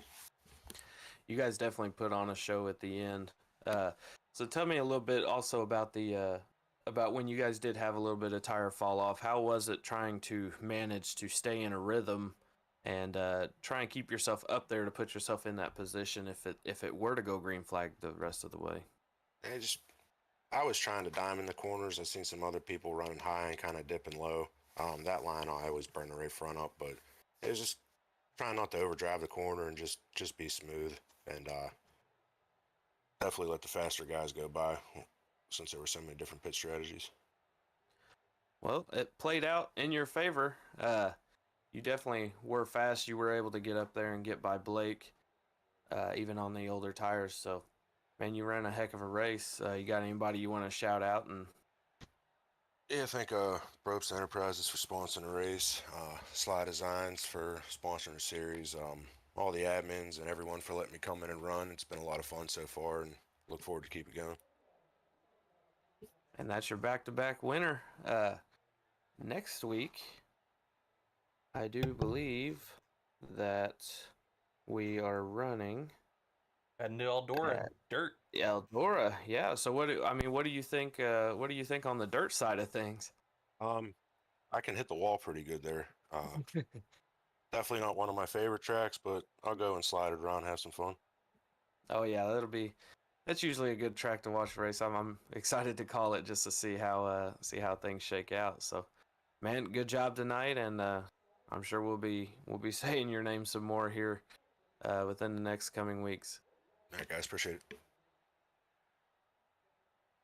All right, well, that wraps up our leaders, but I think we got two more guys we need to talk to here, and frankly, it was going to be guys that we needed to talk to just out of the fact that they had really great runs and pulled themselves up through either coming from the back or from just running a really consistent race. I think we start with Robert Brobst, namesake of the race here for Brobst Enterprises. Absolutely. Grab him. Hey, Robert, it's Tyler and Rain in the booth. You got us? Yeah, man, I got you. What's up? Well, man, it was a up and down race. But I mean, all in all, I mean, I started and finished Yeah. P4. yeah, I mean, so it's hard to complain about that kind of day. But yeah, tell us about your race. Oh. I mean, it was a lucky pit strategy is really what it was in the end. I pitted on lap 40 with the whole field. We went. I got the wall a bit, and then there was a caution on lap 80, and half the field got tires. I didn't get tires initially, and then there was a follow-up wreck where I had got a damage and had to get a fast repair. So I took a set of tires and drove through Michigan style with me and Johnny Rapp 1-2 again. And then just praying it went green the whole way so I could finish second. You guys were definitely on the move. We definitely noticed that for sure. Yeah, you definitely had a solid in there. But I noticed I finally got lucky with pit strategy. It's been a long, long time. I noticed at the end on that last restart, were you down power or anything? Because it seemed like you just couldn't get going. The first green white checker where the whole field like wrecked coming to green because somebody spun their tires and there was a whole thing. If you remember that one, I think it's Cofield is the one that's spinning like a helicopter down the front stretch, and I end up T-boning him. So I was down on power a little bit. Yeah, that'll do it for sure. I was I think if I held the clutch, I was down 100 RPM. I don't know what that really means in the grand scheme of things, but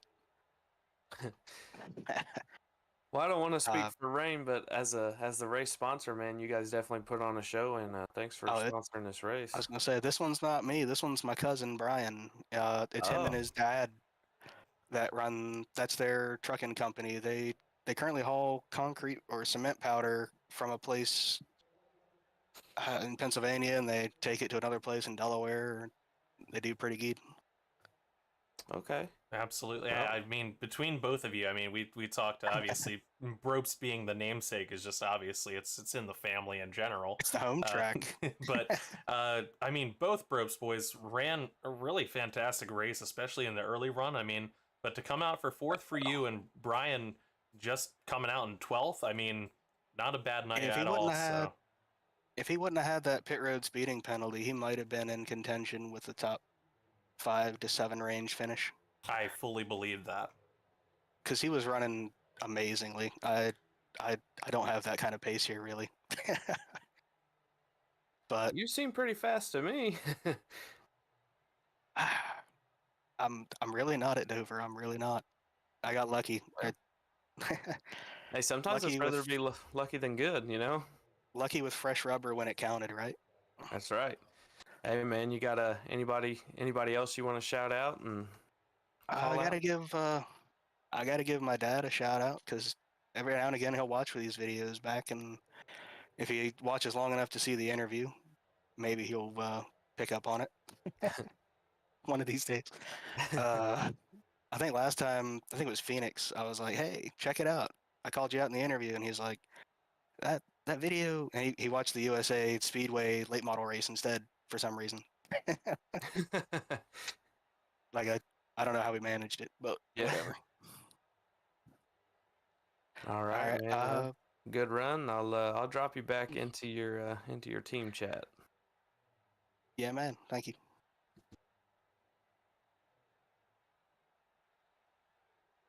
All right, and I think the final person we talked to again, like I said, we're just going to talk to the top 5 here because I think he had a very impressive night. He wasn't the biggest mover. That would have been Steve Loving in P15, but Steve had really good practice times, and I believe had he had a good qualifying time, he would have, he probably would have been up here as it is, but Jay Bass had rough time during practice, really didn't feel too hot on himself coming into it. Finishing with a P5 on the lead lap, I think that merits talking to him. Absolutely. Hey, Jay, it's Tyler and Rain in the booth. You got us? Hello, gentlemen. How are we doing tonight? Hey, we're doing good. We just saw a heck of an ending to a good race. Tell us about the race from your view. Yeah, I hope y'all are doing about half as good as I'm doing, because that was pretty good. I went into this race expecting nothing, and I was gonna skip Dover because I hate this track and it's awful. But I tell you what, if you just stick it out and never give up, as my good friend Dustin Bawley says, you can achieve wonderful, amazing things. And that is exactly what we were able to do here. And I want to thank Dustin and Steve for their awesome pit strategies. I did just whatever they told me to do. And we had a bit of an incident, and I think it was that second caution, like 80 something. And that pitting for damage repair there put us off cycle. And we were able to save a bunch of tire in that long middle stint. Went pretty long until 145, 150-ish, and started my last stint. And yeah, I was able to hang on with the tires, and then the couple of late cautions saved us also. And yeah, we were able to secure that top 5. I got the lucky dog in the end and was starting in the back, and so couldn't really make up any positions in that last restart. So that was a little disappointing, but still, all in all, super fun. That was an awesome race. I want to thank everybody for coming out tonight. And yeah, all my off the wall guys, and obviously Rain and Tyler up in the booth too. That was really fun. Yeah, we noticed when you got your got the lucky dog. I said, yeah, it sucks for Jay because he's got to start at the tail end of the behind everybody. And Yeah. Rain said, well, you can't really feel too bad. I mean, he's in fifth. I was like, yeah, but he wants to be up there fighting for at least an extra spot or two. But yeah, it was probably just one of the deals. You just want to make sure you lay back and Yeah, save exactly. that spot. But what were you thinking coming to the I guess what would be the second green white checkered when you realize that, hey, you did get your lap back? Yeah, the first restart was fun because before that I was closing up on Robert Brobst, and we were fighting pretty close there and trying to outwit each other and save more tire than the other. But then that caution came out, and I did the first restart from up front, and luckily we barely even made it to turn one, so we stayed alive there. But yeah, as you said, a little disappointing to not be able to fight for a position in the end, but a safe top 5 where you can't lose it is I'll take it, Yeah, that's definitely nothing to scoff at. Well, man, you got anybody else you want to shout out? Yeah, as always, I want to thank my beautiful girlfriend and partner, Taylor, uh, cheering me on from back here. And yeah, all my off-the-wall guys and Rain up there with the big team boss. And you guys for putting on an awesome show. And yeah, all our sponsors that help us put on this awesome show. All right, man. Well, I'll drop you back in there with Dustin, and you have a good rest of your night. All right, later, boys. Well, that certainly was an interesting one. Great to hear, the good night that Robert Brobst and Jay Bass felt they had securing in that top 5, and hearing from each of our top 5 in what was a pretty astounding race. But there's some interesting developments that have happened here in the garage. Just kind of want to briefly go over some things. It looks like we had Logan Monteith and Blake Hoppy have left the track pretty early. They seem pretty heated. Hopefully everything's all right with them. They definitely had rough nights, and we know Blake Hoppy definitely deserved better than what ended up transpiring for him. And obviously that goes for, Logan Monteith. We all know what he's capable of, and, how great of a driver he is. So, hopefully we'll hear back from them and be seeing them coming up once again here soon. But following that, we also have some reports as well. Do you remember when Dustin Bawley, you noticed he was slow along the entire backstretch and pulled into pit road? Yeah. The report is mechanical failure. His pedals straight up just died when the race restarted. He managed, because he still had steering input, to pull it down, and was just kind of coasting while trying to replug in his stuff. Oh man, yeah, that does suck. But he at least kept it clean and got to pit road. So most definitely. And I mean, the thing is that we're hearing a similar report out of Brady Powers, but there's some suspicion, and stewards are currently taking a look over his vehicle here to see exactly what happened in that incident that took out Blake Hoppy. So a lot of very crazy and interesting developments. We'll probably have more for you guys, depending on what, obviously is relevant to actually post on Facebook, but also what we can cover next week when we kind of have more details and can kind of touch on these things. But man, what an absolute wild ride for the most part, and just already some crazy drama unfolding in the back as things are clearing up and we're heading out of Dover here tonight. Yeah, it definitely brought out the best of some people and the worst out of others. So yeah, we're gonna have to see how things play out, and there might be some different faces next week and lack of others, but we'll have to see how that goes. Absolutely. Well, speaking of which, trying to pull up here our schedule, we kind of touched on it. Next week, we are heading to Eldora Speedway for the Eldora Dirt Derby presented by M99 Graphics. There'll be 100 laps at night. That is May 11th, next Thursday. As always, Thursday for the SLiDESIGNS Truck Series here on Backmarkers Racing League. Tyler, are you looking forward to the race in the dirt? I'm super excited. Honestly, I was kind of thinking about running it, but I'm on the fence.